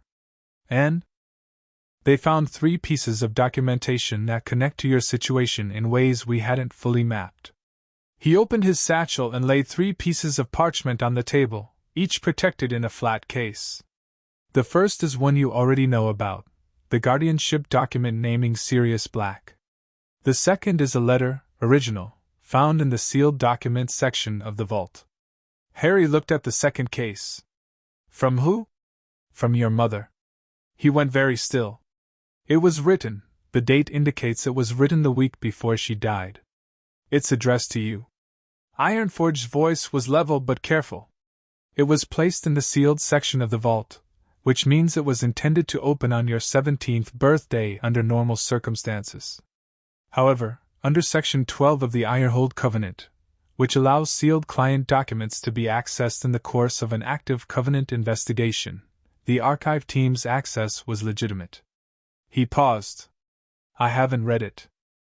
The archive team confirmed its existence and the fact that it is addressed to you, and sealed it in a case, and I brought it to you. He set it on the table in front of Harry. What you do with it is entirely your decision. Harry looked at the case. He'd seen his mother's face in the photograph. Red hair and green eyes and a smile that had the quality of being completely genuine and completely specific, aimed at whoever she was looking at and meaning it entirely. He'd looked at that photograph hundreds of times in 5 years and he'd never heard her voice and he had only fragments, things Ironforge or McGonagall said, to give her a character beyond a face. He looked at the sealed case for a long time. Ironforge didn't say anything. He just held his tea and was present, and didn't make the silence require anything. Can I read it alone? Harry asked. Of course. Ironforge stood. He put his hand briefly on Harry's shoulder, a quick, light contact, the kind he'd started doing after the charm removal sessions, checking in with him in a way that required nothing and communicated everything, and then walked to the door. I'll be in the corridor. Harry waited until the door closed. Then he opened the case. The parchment inside was Lily Potter's handwriting, which he'd never seen before and recognized immediately because it was confident and slightly slanted and quick in the way of someone whose thoughts moved faster than her hand, and she'd learned to write fast to keep up. He pressed his fingers flat on the table on either side of it so his hands wouldn't shake, which was a stupid precaution because they weren't shaking, but having them flat felt steadying anyway. He read it. He read it twice. He sat with it for a long time afterward. He wasn't going to write down what it said, or tell anyone the specific words, or make it part of any official record. Some things were just yours. This was his, in the deep, clean sense of something that had been kept for him, and had arrived exactly when it needed to. What he could say, about the feeling of reading it, was that it was loud. In the emotional sense. The way Bright Copper had warned the next charm removal would be, but different, not the removal of something false, but the arrival of something real, something that filled a shape he hadn't known was empty until the filling of it made the shape visible. He folded it carefully and put it in his jacket pocket, next to the photograph. Then he opened the door and said, Ironforge. What's the third document? The Cursebreaker came back in and sat down. The third is a Ministry Interdepartmental memo, dated November 2nd, 1981. The day after your parents died. He set the third case on the table. It's from the Department of Magical Law Enforcement. It's addressed to then Minister Millicent Bagnold. It is a recommendation memo from the head of the Aura office regarding the Black case. Harry looked at the case. What does it say? It recommends a formal trial. It notes that while Black was found at the scene, the physical evidence is inconsistent with a killing curse having been cast by Black, and the witness statements are unreliable due to shock and trauma.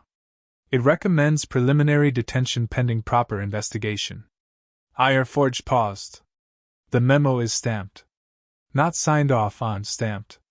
What does that mean? There are 2 stamps. The first is a receipt stamp from the minister's office, dated November 3rd. The second. Ironforge looked at the case. The second is a refusal stamp. November 4th. The case was declined for formal investigation.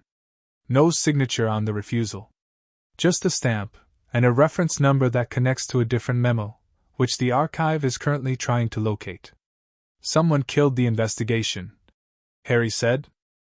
Someone refused to authorize one, Ironforge said. Which has the same effect. He paused. We don't know yet who made that decision. The reference number might tell us.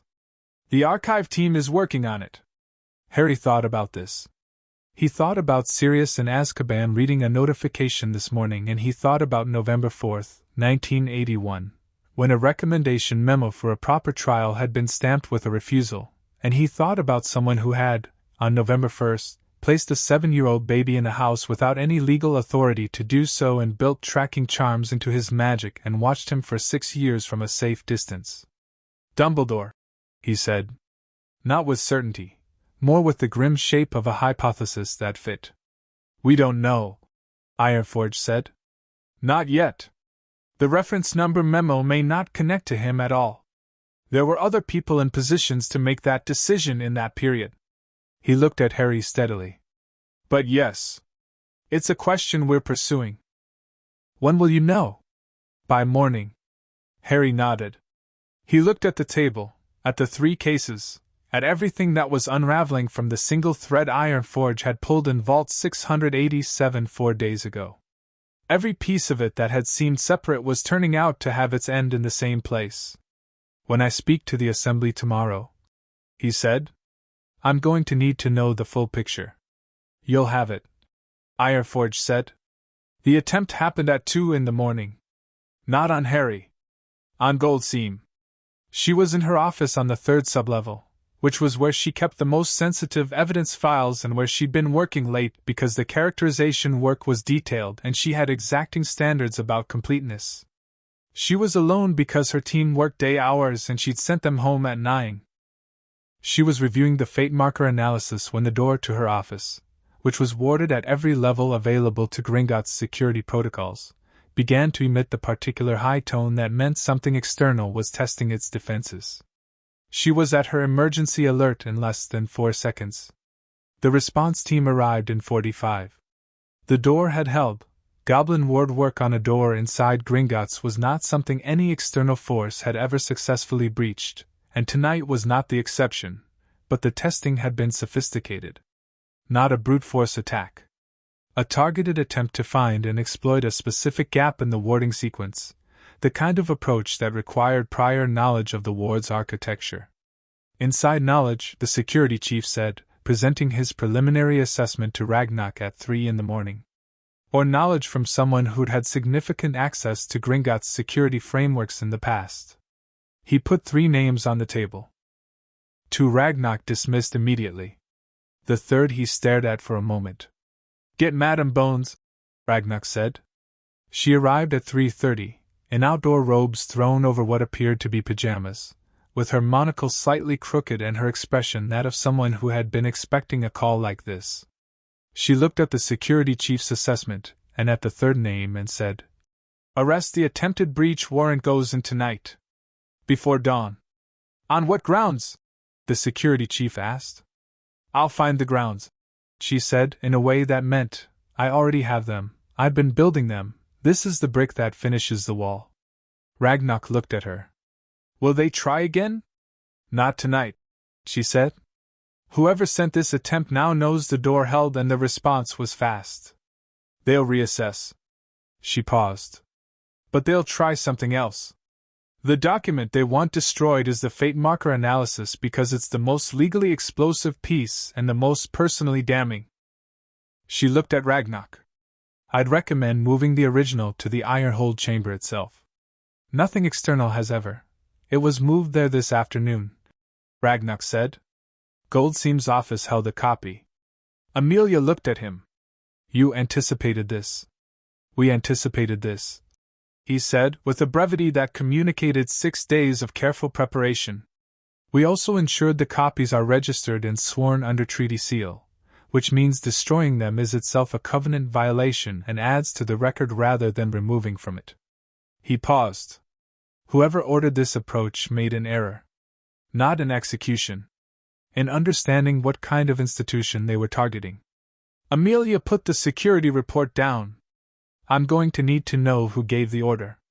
The name on this assessment is the instrument, not the principle. She looked at Ragnak steadily. Do you want to know too? I want to present it to the assembly tomorrow before the remedy session, Ragnak said. The attempt on the evidence, the document in Goldseam's office, the identity of who ordered it, that goes to the characterization of the violation's scope. An attempt to destroy evidence of a covenant violation is itself a covenant violation. If the ordering party is connected to the primary subject of investigation, it changes the remedy range, Amelia said. It changes everything, Ragnak said. Because it means the violation didn't end on the day we found it. It continued through today. They looked at each other in Ragnak's office at 3:30 in the morning, the amber light catching the mountain's old stone walls around them, and both of them understood that what the past 6 days had been steadily building toward was now very close, and that tomorrow the full weight of it was going to fall. I'll know who ordered it by 6, Amelia said. I have one order I'd stake my career on, and he's been on this since I filed the review order. Then I'll expect you at 6, Ragnak said. She went. He stayed at his desk and worked through until dawn, the way he had every night this week, the way the mountain expected of the person responsible for keeping what it was given to keep. Harry heard the dragon before he heard about the attempted breach. He woke at 4 to a sound that came through the stone of the mountain the way all the mountain sounds did, distorted by distance and depth, but unmistakably real. A deep, resonant call, somewhere between a roar and something lower, the sound of a very large creature expressing what sounded like emphatic displeasure. He lay in the dark and listened to it, and thought, Madam Bones mentioned the dragon was in a defensive temperament. Something had happened near the main entrance. He didn't find out the details until morning, when Flintedge appeared at breakfast with the particular set to his jaw that meant something had occurred overnight, and he'd already processed his feelings about it, and was ready to deliver information. He told Harry about Goldseam's office, the warding attempt, the moved evidence, and the arrest warrant Amelia Bones had filed before dawn. Harry listened. He ate his breakfast. He thought about people trying to destroy the evidence of what had been done to him and felt the clean anger in a new configuration, sharper, because it was no longer about the past. It was present tense. Active. Someone was still trying to manage what happened to him, still treating his story as something to be controlled. Did they hurt Goldseam? He asked. No.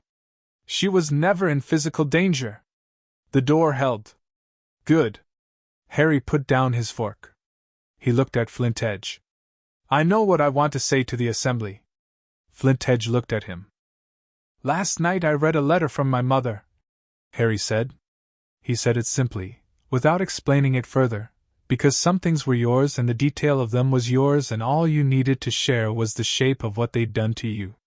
And then I heard about the fate marker and November 4th, and someone trying to destroy the evidence overnight. He looked at Flintedge steadily. And I know what I want to say. Because I've spent 4 days watching everything unravel and every piece of it connects to the same thing, which is that someone decided my life had a purpose and that purpose was more important than me actually living it. He paused. And I'm 7 years old and I've spent 4 days in a mountain with goblins and I've had more say in what happens to me here than in my entire life before I got here, and I want to say that. He looked at his hands. I want to say it out loud, where it goes into the record. Flintedge was quiet for a moment. Then he said, with the particular brusqueness that Harry now understood was his version of tenderness, I'll let Ragnak know you're ready. Harry nodded. He looked at his breakfast, and then at the crystal window, and the shaft of the mountain outside it, and the lamps swinging in the current of their ancient air. Flintedge, he said. Yes. Tell Ironforge too. I want him there. The door closed. Harry sat in the morning light and put his hand over the pocket where the letter and the photograph lived, just briefly, the lightest possible contact, and then he straightened up and picked up his fork and finished his breakfast because it was going to be a long day, and he was going to be present for all of it. Chapter 6. Reckoning the Ironhold Chamber was fuller on the final day. Not with more people, the head count was roughly the same as the first session, but with more of everything else. The evidence archive on its platform had grown over the week, a second iron chest added beside the first, both sealed under the triple lock protocol that required 3 separate keyholders to open. The national delegates had the particular quality of people who had been studying the same material from every angle for days and were now ready to use what they'd built. And the room itself seemed to have responded to the accumulated weight of the proceedings the way old stone responded to significant events, by becoming more itself, the walls more present, the lamplight steadier, the mountain above more consciously there. McGonagall arrived in the gallery at 8 and found Amelia already seated, which meant Amelia had been here earlier, which meant Amelia had information she needed to be in the room to process before the session started. Amelia's expression when McGonagall sat confirmed it, not the controlled official neutrality of the previous days but something tighter underneath, the look of someone carrying a specific weight they were about to set down. "You found who ordered the warding attempt?" McGonagall said quietly. "My order had a name by 5:30, Amelia said. "I had a warrant by 6. The arrest was made at 7. She paused. "Do you want to know before the assembly hears it?" McGonagall thought about it. "No," she said. "I'll hear it when everyone else does." Amelia nodded. She turned back to the chamber floor, where the national delegates were settling. Dumbledore was already in his seat at the end of the table. He'd come in early too, McGonagall noticed, before the delegates, before Ragnarok, before anyone. He'd been sitting alone in the chamber for some time, she suspected. He looked like a man who had done a great deal of thinking overnight, and had found some of it, and lost the rest, and had made a form of peace with the ratio. His robes today were pale gray, and he had no wand at his hip. He'd surrendered it in the lobby again, she was told, before anyone thought to ask him to. Ragnarok entered at 8 sharp, Ironforge behind him, Goldseam and Brightstone and the full evidence team behind them. The assembly came to its formal attention with the particular collective quality of 16 nations doing the same thing simultaneously, which had a weight entirely its own. Ragnarok remained standing. "Before this assembly moves to the characterization and remedy phase," he said, "there is a matter that arose overnight which the Covenant requires be addressed as part of the formal record." He looked around the table. "At 2:14 this morning, an external party made a targeted attempt to breach the security warding of the evidence archive facility within this institution. The attempt was sophisticated, indicating prior knowledge of our security architecture. It targeted specifically the office containing the duplicate of Goldseam's fate marker characterization, the most recently completed piece of the evidence record." He paused. "The attempt failed. All evidence is intact. The incident has been fully logged and is being entered into the Covenant record." He looked at Dumbledore. "At 6:17 this morning, the Department of Magical Law Enforcement, acting on an investigation conducted in parallel with these proceedings, identified and arrested the individual who commissioned the warding attempt." He reached into the document folder in front of him. "The individual is Lucius Abraxas Malfoy, acting in coordination with a ministry official, Dolores Jane Umbridge, who is currently suspended pending investigation. Malfoy's arrest warrant names him on charges of interference with a Covenant proceeding, a violation under Section 15 of the Ironhold Treaty, and on charges under British wizarding law of obstruction of a DMLE investigation." The chamber absorbed this. "The significance to this assembly," Ragnarok continued, "is that the attempt on the evidence occurred after Malfoy had reviewed the parchment found at the Leaky Cauldron yesterday, which Madame Bones has confirmed contained both his signature and specific discussion of the fate marker analysis as the document of greatest concern." He set the folder down. "This assembly will now note, formally, that the violations under consideration did not end with the original placement of the 33 constructs. They continued actively through this morning. They were extended by parties acting to protect the primary violator from accountability." He looked at Dumbledore one more time, directly, the specific look of someone who is not accusing but is presenting a fact and leaving the recipient to do their own accounting with it. Dumbledore said nothing. His hands were very still on the table. "The characterization phase," Ragnarok said, and sat down. "Brightstone ran the characterization. She was extraordinarily good at it.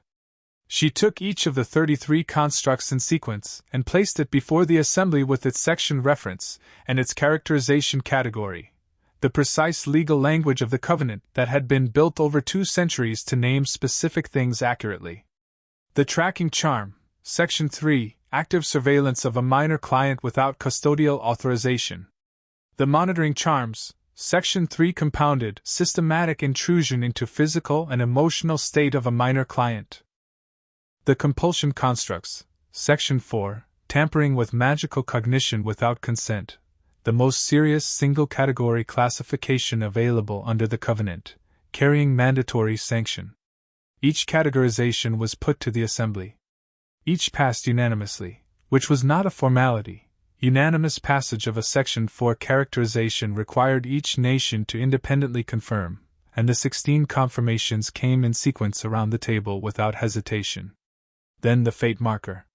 Brightstone set down her pen when she reached it. She'd been writing through the entire session, noting each confirmation in the running record she was building, but when she got to the 33rd charm she looked up at the assembly and she said, "This requires a separate discussion before categorization, because there is no standard section reference that adequately captures it. We are in territory that the Covenant's language doesn't fully anticipate." The assembly settled into a different kind of attention. A fate marker is formally condemned under the International Conference of Magical Ethics Resolution of 1834. Brightstone said. That condemnation carries cross-institutional recognition. It's acknowledged in every major magical legal framework we're aware of. The Covenant itself, written in 1609, predates the resolution, but Section 2 of the Covenant contains a catch-all provision for violations that constitute what it terms fundamental breach of a client's sovereign magical personhood. The drafters didn't enumerate every possible violation because they understood that human, and goblin, cruelty was inventive. They built a category large enough to catch what they couldn't name in advance. She paused. A fate marker placed on a child, designed to shape that child's developing self toward a specific fate chosen by another, integrated into their magical signature so that by the time they could exercise real agency, the shape of their agency would already be constrained. That is a fundamental breach. Not a technical violation. A fundamental one. She looked at the table. I am recommending the Assembly characterize it under Section 2. Section 2. McGonagall heard the delegates respond to the words. A shift in the room's quality. Several of the delegates exchanging glances, Sharpfist straightening slightly, Hammer's song making a sound low in his throat that was not quite a word. Section 2 of the Covenant carried the highest available remedy range, up to and including full permanent severance. Discussion? Ragnarok asked. What followed was 20 minutes of the most substantive conversation the Assembly had had all week. The Eastern Confederation's delegate argued for the full weight of the section, citing the 6-year period of active harm and the overnight evidence tampering attempt as evidence that the violation was not historical but ongoing. Sharpfist argued the same position from the angle of precedent. If the Assembly undercharacterized a fate marker on a child, the record would be read for centuries as a ceiling, and the ceiling needed to be placed at the right height. 2 of the smaller nations' delegates argued for caution, not on the grounds of Dumbledore's defense but on the grounds of what full severance actually meant in practical terms.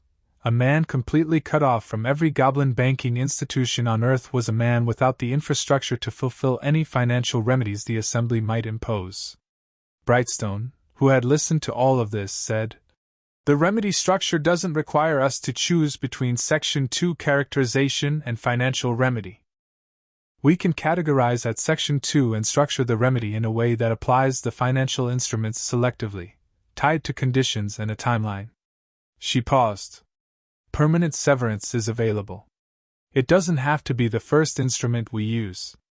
It should be available if conditions are not met. Hammersong said. Agreed. Brightstone said. Available and on record. The characterization passed. Section 2. Unanimous, though 3 nations noted their position on remedy structure in the record. The fate marker was the 33rd charm and the last and the heaviest, and when the characterization was confirmed there was a particular settling of the room, the sense of something that had been being built reaching its final form. Ragnarok looked at Dumbledore. The characterization phase is complete. We will now hear Harry Potter's address to the assembly, before the remedy phase begins. He looked at the door on the south wall. It opened. Harry walked in without ceremony. He was wearing the clothes he'd arrived in, the slightly too large jumper and the worn jeans and the trainers with the scuff on the left toe, because he'd been offered something more formal and had declined, not as a statement but because the clothes were his and the occasion required him to be himself, and this was what he looked like. He had the photograph in his jacket pocket and his mother's letter behind it, and his hands were at his sides and his posture was the posture he'd developed in the Dursley house, not small but contained, energy directed inward until it needed to be outward. He was 7 years old and he was smaller than every person in the room, and he walked to the end of the table, the end opposite Dumbledore, and stood there and looked at the assembly, and the assembly looked at him. He didn't look at Dumbledore. Not yet. He looked at Ragnarok, who gave him one small, precise nod. He spoke. "I want to say some things and then I want to ask something," he said. His voice was level and clear and not loud. "The things I want to say are for the record. The question is for someone specific." The room was completely still. "I didn't know about any of this a week ago," he said. "I didn't know I had a vault or a guardian who'd been named or a letter from my mother. I didn't know about the spells. I knew about the cupboard under the stairs and the rose bed and the fact that my cousin got 2 bedrooms and I didn't get one, and I knew about the thoughts that slid away when I tried to follow them and the feelings that turned off without warning." He paused, not for effect but because he was choosing carefully and he'd learned that choosing carefully required pausing. "I didn't know those things had been put there. I thought they were just me. I thought the sliding and the switching off were just what being me felt like."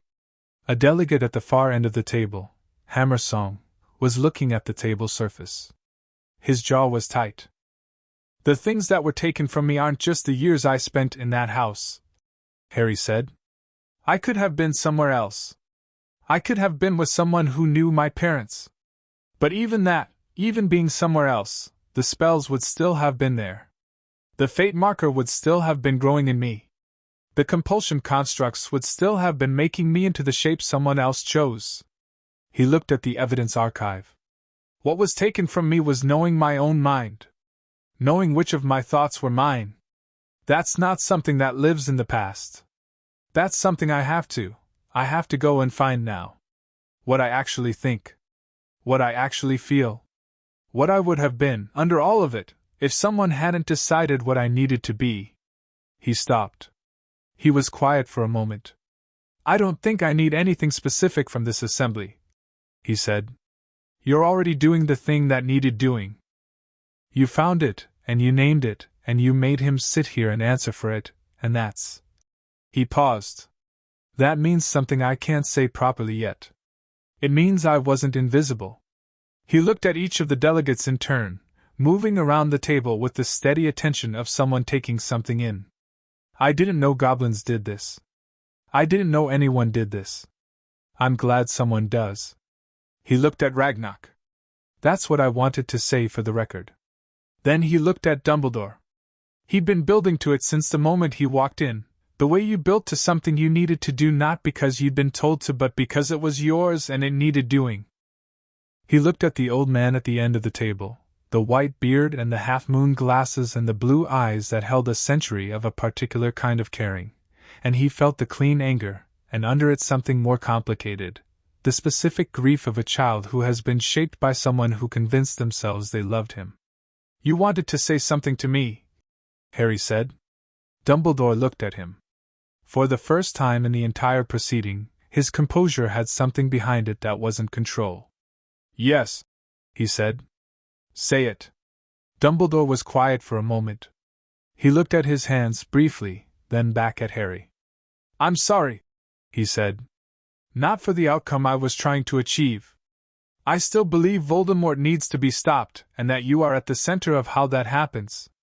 I'm sorry I can't tell you that was wrong, because I believe it and I refuse to perform a regret I don't feel." He paused. "But I am genuinely, deeply sorry for the way I chose to pursue it." for putting my certainty about what you needed to become above any consideration of what you needed to be. For watching you in that house for 6 years and telling myself the watching was enough. He stopped. His voice was very quiet. I knew your parents. Your father was the most uncontainably alive person I taught in 40 years of teaching. Your mother had a quality I've only encountered twice, a form of love so complete it became power. He looked at Harry. I chose the instrument over the child, and those were James and Lily's child, and that was wrong. That was genuinely, fundamentally wrong, and there's no framework I can build around it that changes it. Harry looked at him. He let the words sit. He tested them against the clean landscape of his own feelings, without the softening lens, without the automatic inclination toward understanding, just the words themselves against what he knew. I believe you, Harry said. I believe it's true, what you're sorry about. I also believe you're still not sure you would have done it differently. He paused. I'm not going to tell you how to feel about that. But I want you to know something. He looked at Dumbledore very directly. I'm going to deal with Voldemort. Not because of the fate marker. That's being removed, I'm 3 sessions in. Not because of your plan. Because he killed my parents and that's my business, and when I'm old enough to do something real about it, I'll do it. My way. A pause. And I'll make my own choices about how. Dumbledore looked at him for a long moment. Something moved through his face, complex and genuine, more than one thing at once. He said quietly, I believe you. Good, Harry said. He looked back at Ragnock. That's my question, he said. That's the thing I wanted to say to someone specific. Ragnock held his gaze steadily, and in his expression was something that the week had been slowly making visible, not fondness exactly, something less soft but more solid, the regard of someone who has assessed a thing carefully and found it worth keeping. He said, Thank you, Harry. Harry nodded. He walked back to the south door, and the room watched him go, and the door closed behind him, and the assembly sat in the silence he left, which was not empty at all. Ironforge was in the corridor. He was leaning against the wall across from the door with his arms folded and his expression doing the thing where it moved quickly and got controlled. But this time when Harry came out it was slower to go and Ironforge let it be slower, and Harry looked at him and said nothing and Ironforge said nothing, and they stood in the corridor for a moment in the particular companionship of people who had been through something together. How'd it go? Harry asked. You already know how it went, Ironforge said. I want to hear it. Ironforge looked at him. You walked into a room of 16 goblin nations and the head of the British Magical Law Enforcement Agency and Albus Dumbledore, and you said what you meant without asking anyone's permission first. He paused. It went fine. Harry almost smiled. It was the closest he'd come to it all week, and Ironforge registered it with the economy of a person who didn't miss things. The remedy session is starting, Ironforge said. Do you want to know what happens? Yes. Come on then. There's a balcony off the north corridor. You can hear the proceedings without being in the room. They walked, and Harry followed, and behind the closed door of the Ironhold chamber the assembly of 16 nations began the business of deciding what accountability looked like. The remedy session took 4 hours.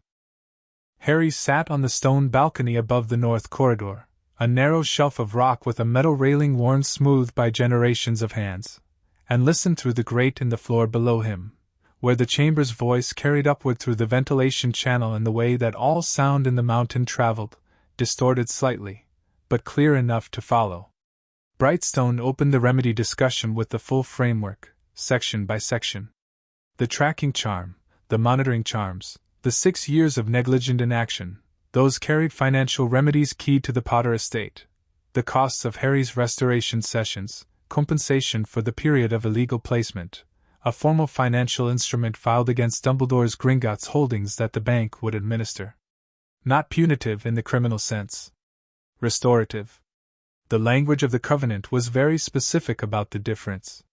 The compulsion constructs under Section 4 carried something heavier. Section 4 mandated a period of supervised restriction on Dumbledore's ability to practice specific categories of magic, cognitive and compulsion-related enchantments, in a defined list, for a period determined by the Assembly. The Southern League's delegate advocated for 10 years. The Eastern Confederation said 15. Sharpest said nothing for a long moment, and then said, with the weight of someone who'd been sitting on a number, 20 years. He's over 100. He knows better than this. The restriction should be long enough that he feels its full weight. The Assembly voted.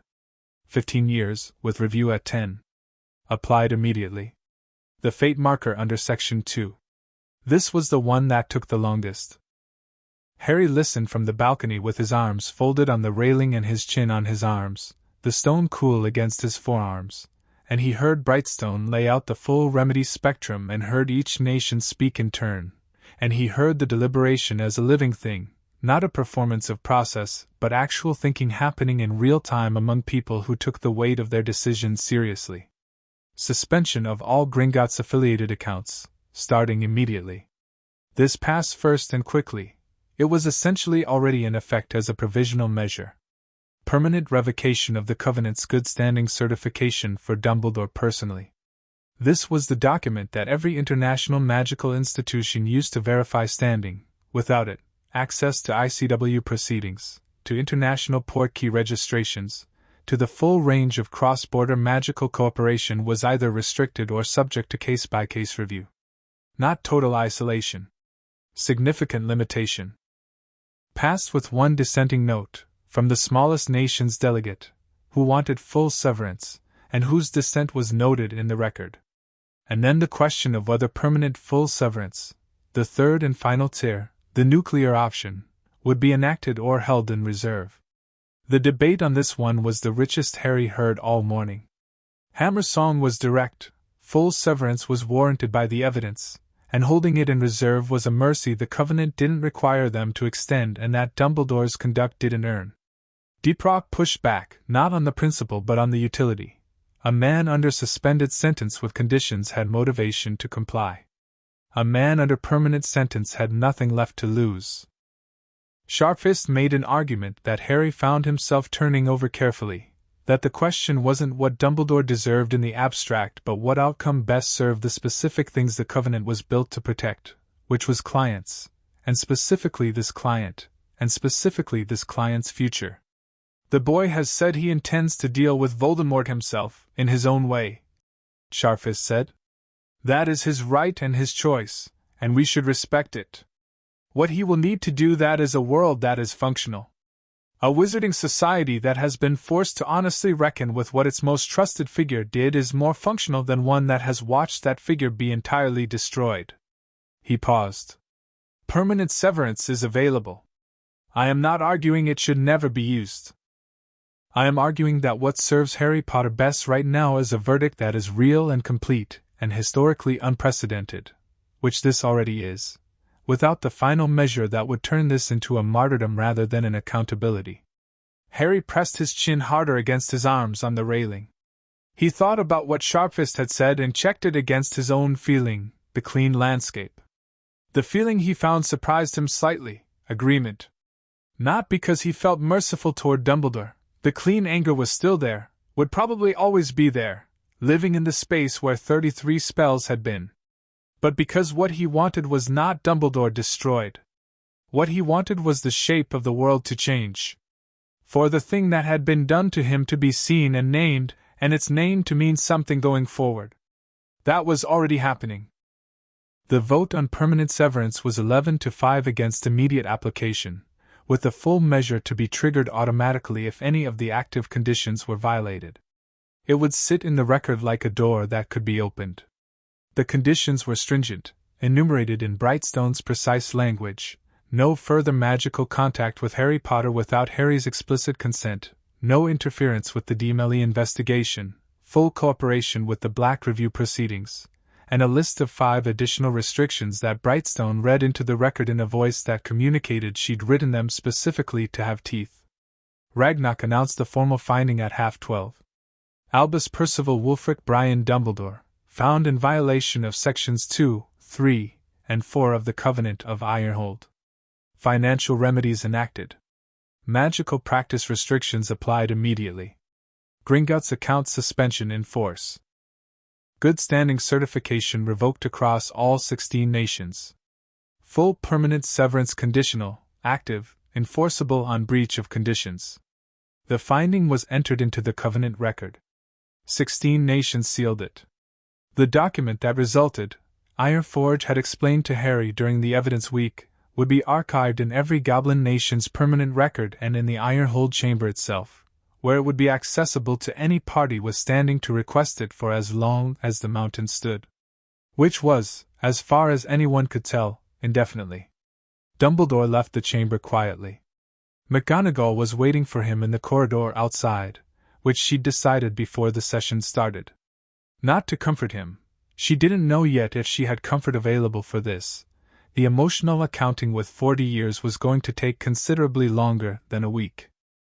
But she'd decided she wouldn't let him walk out alone, because whatever she felt about what he'd done, she'd known him for 40 years and he was old, and he just had his life reshaped by the oldest legal force in the magical world, and she was still his colleague, and that meant something.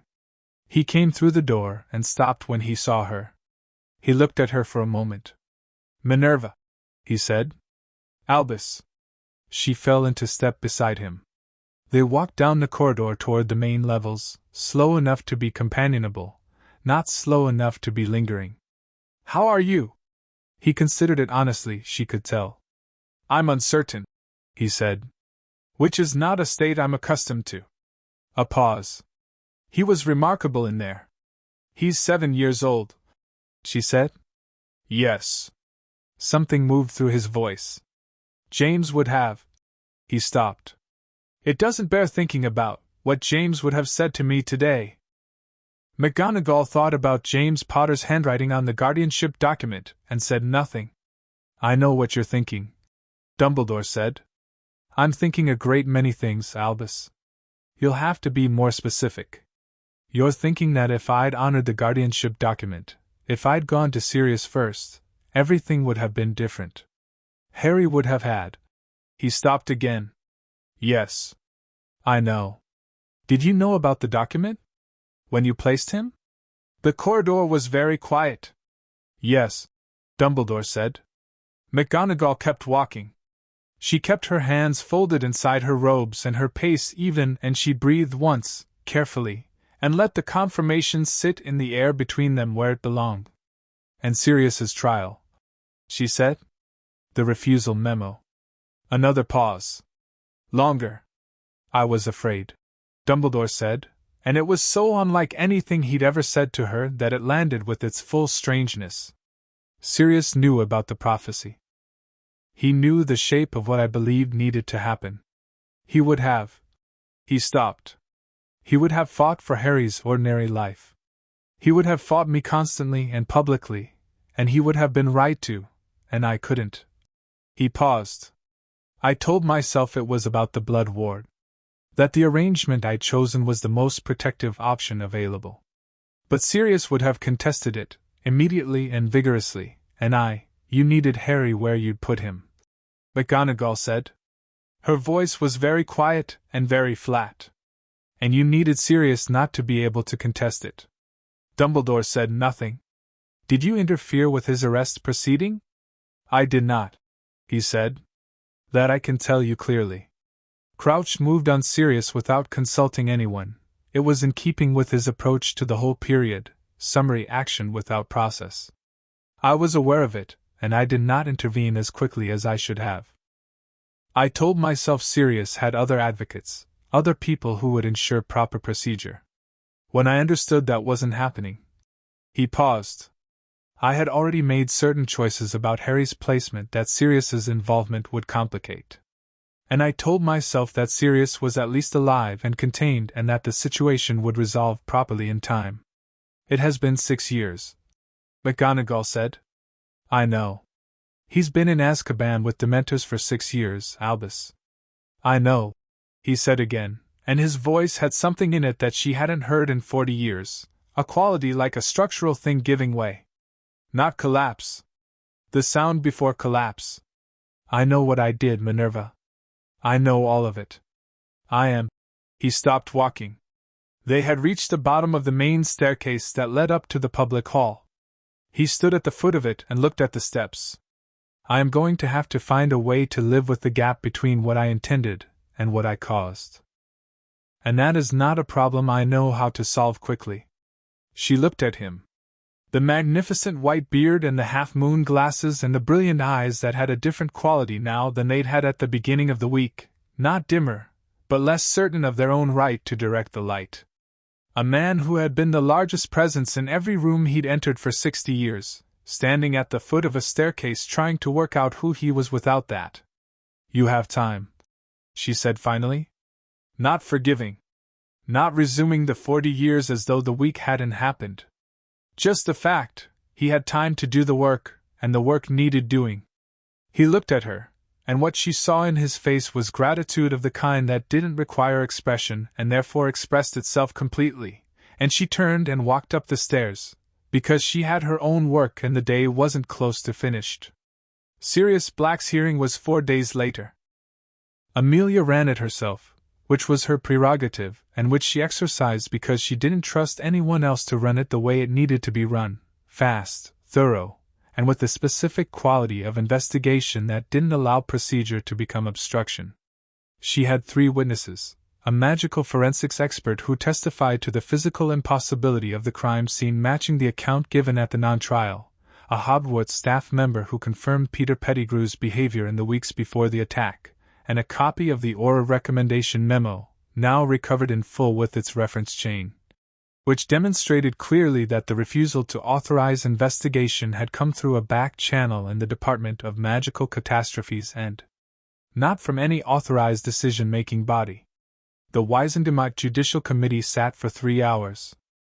Sirius Black's solicitor, appointed 4 days ago, a young woman named Josephine Clearwater who had taken the case with the specific ferocity of someone who knew exactly what it was and what it meant, argued each point in sequence with the precision that Amelia watched from the prosecutor's desk and thought, good. Very good. The committee deliberated for 50 minutes. Not guilty. The words landed in the hearing room the way large things landed, with a thud felt more than heard, something that moved through the floor and up through the chairs and into the people sitting in them. Sirius Black, sitting at the defendant's table in the clean robes someone had thought to bring him, looked at his solicitor, and then at the committee, and then at his hands and said nothing for a moment. He'd been very controlled during the whole proceeding, not rigid but contained, the specific containment of someone who'd learned in the worst possible school that you held yourself together first and dealt with the rest after. Now he pressed both hands flat on the table, the same gesture Harry used, and looked down at them, and the demented damage was visible in the pallor of his skin and the hollows under his eyes and the slowness of his movements, the body telling the truth about 6 years that the procedure had just formally acknowledged. Clearwater put her hand on his arm. Sirius. It's done. He looked up. His eyes were dark gray and they'd been described to Harry by McGonagall as incandescent when he was young, which was not what they were right now, but what they were right now was something else, something that would take time to name but was present and entirely real. He said, Harry. Is Harry, can I, not today, Clearwater said gently. There are medical steps first. But soon. He nodded. He was quiet again. Then he said, very quietly, with the quality of someone saying something they'd been holding for a very long time, I'm going to need a few days. You can have as many as you need, Clearwater said. He closed his eyes briefly. Thank you, he said, to no one and to everyone in the room and to a thing that couldn't be in the room but that he was saying it to anyway. Harry heard about the verdict from Flintedge at dinner, the same way he'd been getting news all week, directly, without cushioning, at the moment the information was available. He set down his fork. He looked at the table for a moment. He's out, he said. As of 3 this afternoon. In medical care, which is standard after a significant Azkaban sentence. He'll need time before I know, Harry said. I know he'll need time. I just... He stopped. He wasn't sure what he'd been about to say. He sat with it for a moment and found that what it was relief. Clean and uncomplicated, the specific relief of something that had needed fixing getting fixed, and underneath it the other thing, the more careful thing, the feeling that checked the ground before it stepped. He's out and he's real and eventually I'll meet him and I don't know what that will be but it will be something. Good, he said. That's good. Flintedge picked up the empty soup bowl and replaced it with the bread plate and said nothing, which was exactly right. After dinner, Harry went to the library and found McGonagall already there, sitting in the chair by the lamp with a cup of tea and a book she wasn't reading. She looked up when he came in. You heard, she said. Yes. She made room on the small table beside her for his tea when he brought it from the tray. They sat together in the library in the amber lamplight with the mountain around them, and neither of them needed to say much because the events of the day had said most of it already. What happens now? Harry asked after a while. For me. Practically. McGonagall looked at him over her tea. The Covenant's remedy structure includes a provision for Harry's legal guardianship to be formally reviewed and correctly established. Amelia will handle the wizarding law side of it. There are several options. She paused. Sirius is out. When he's recovered, and this will take time, Harry, real time, so you'll need to be patient, he has the legal documentation and the Covenant-recognized standing to claim guardianship properly. She looked at him carefully. If that's what you want. Harry thought about it. He thought about a man in a cell reading a piece of paper and about I'm going to need a few days and about what McGonagall had said, the kind of person who would have been very good at being your godfather. He thought about wanting things carefully and checking the ground. I want to meet him first, Harry said. And I want him to want it too, not just because he's supposed to. That's very sensible, McGonagall said. And I believe both of those things will be true. She put her tea down. In the meantime, you'll stay here. Ragnarok has confirmed the bank's continued protective custody, not because you're at risk, simply because it's the right environment, while the formal arrangements are being made. She paused. And I'll come every day. If that's all right with you. He looked at her. The tartan trim and the sharp jaw and the eyes that had been carrying a complicated weight all week and hadn't once set it down in front of him. Yes, he said. That's all right. She nodded. She picked up her tea again. He picked up his book. They sat in the comfortable way of people who have been through something real together and have come out the other side of it changed but intact, and the mountain settled around them in its old, unhurried breath, keeping what it had been given to keep. 3 days later, Harry met Sirius Black. It happened in a small room on the second level that Ragnarok had offered for the purpose. A room with 2 chairs and a low table and a window that looked into the shaft, not the deep one, a higher one, where daylight came in from somewhere above and turned the stone a pale gold in the afternoons. Sirius arrived first. He was taller than Harry had imagined and thinner than he should have been, and his robes were new but worn with the slight discomfort of someone not yet used to wearing real clothes again. His hair was too long, and his face had the hollows of 6 years in a cold place. But his eyes, when he turned and saw Harry in the doorway, his eyes were doing something that the demented damage hadn't quite reached, something that was warm and immediate and slightly broken and completely genuine. He looked at Harry and said, James's hair. Then, Lily's eyes. And then he stopped speaking because there wasn't a sentence after that, not one that could hold everything the moment required. Harry stood in the doorway and looked at him. He took in the hollows and the new robes and the eyes that were doing the complicated thing, and he felt the careful feeling that checked the ground, and the ground held, and he stepped into the room. I read your guardianship document, Harry said. The one my dad filed. I have a copy. Sirius made a sound that wasn't quite a word. I don't know you yet, Harry said, because honesty was a gift and he'd been given enough of it this week to know how to give it back. And you don't know me. But I thought. He stopped. Started again. I thought maybe we could fix that. Sirius looked at him for a moment, and the complicated thing in his eyes sorted itself into something cleaner, simpler. The particular simplicity of things that were actually real and didn't need to be anything other than themselves. Yeah, he said. His voice was rough and quiet and entirely certain. I think we could do that. Harry crossed the room and sat down in one of the chairs, and Sirius sat in the other, and outside the crystal window the afternoon light came down the pale gold shaft of the mountain in its unhurried way, and the mountain did what the mountain had done all week, what it had been built to do, what it had been doing since the first warden pressed the first seal into the first covenant, and said, "This we will keep." The Daily Prophet ran the story on Thursday morning. Rita Skeeter had taken 36 hours, not 48. Because the story was too complete to hold and because Cuff had been right that it needed to be done properly, and so she had done it properly, every verified fact, in sequence, sourced and sworn and laid out with the care of someone who understood she was writing something that would be read for a long time. She had Amelia Bones's on-record comment. She had Griselda Marchbanks explaining the covenant in language that made its weight clear to anyone who read it. She had the formal finding of the Ironhold Tribunal, which was public record and which she'd obtained through Gringotts' official communications office in a straightforward request that they'd answered straightforwardly because straightforward requests for public record were exactly what the covenant was built on. She did not have Harry. She didn't try for Harry.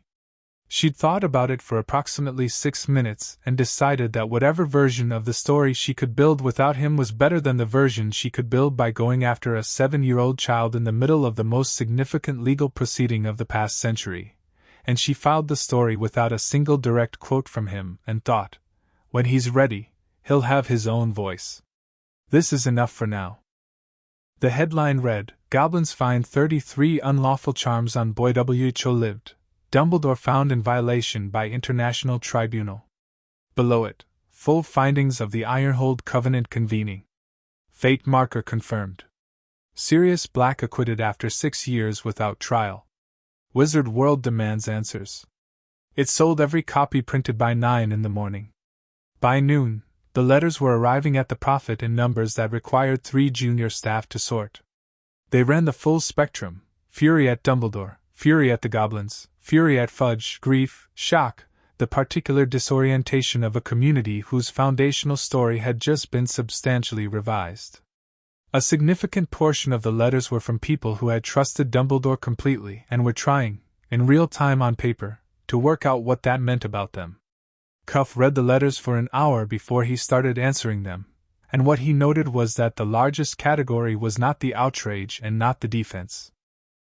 The largest category was the letters from ordinary people saying, with varying degrees of articulacy, some version of the same thing: we should have asked more questions.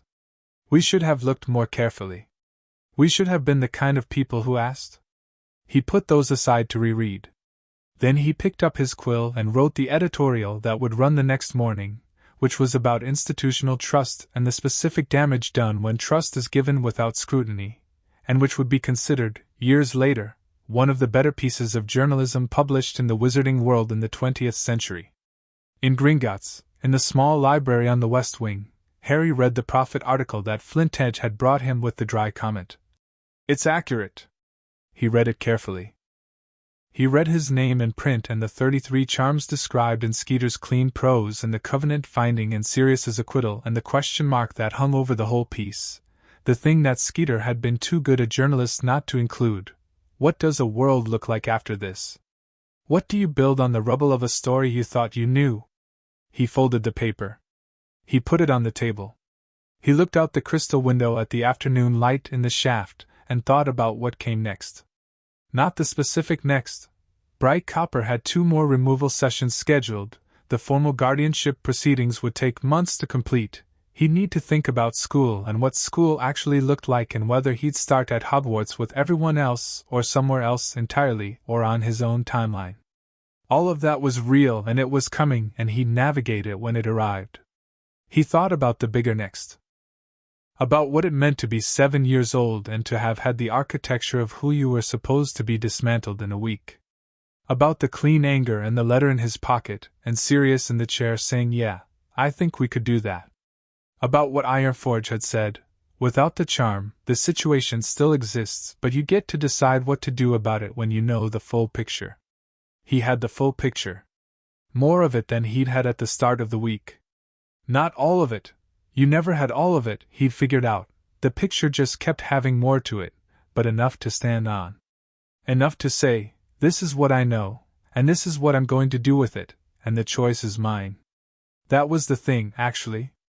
Not any specific decision or specific plan. The thing was the choice being his. The thing was knowing the difference between a decision made from his own character and a decision shaped by someone who'd decided for him before he existed. The thing was that from here on, the shape of who he was would be the shape he made himself. He'd need help with it. He'd need McGonagall and Ironforge and the careful relationship that was just beginning with Sirius and Bright Copper, who said what comes after is yours, and Flintedge, who brought him books and extra soup and who would probably deny doing any of it if asked. And eventually he'd need friends his own age and teachers and people he hadn't met yet, and probably, in ways he couldn't anticipate, the world itself. The ordinary daily encounter with everything in it. But the help was around him. Actually around him, not watching from a safe distance through tracking charms. Actually present, actually available, actually his. He looked at the newspaper on the table for a moment longer. Then he picked it up, stood, and went to find Sirius, because they had a conversation they'd started 3 days ago and hadn't finished yet, and they had, as far as Harry could tell, quite a lot of time to work with.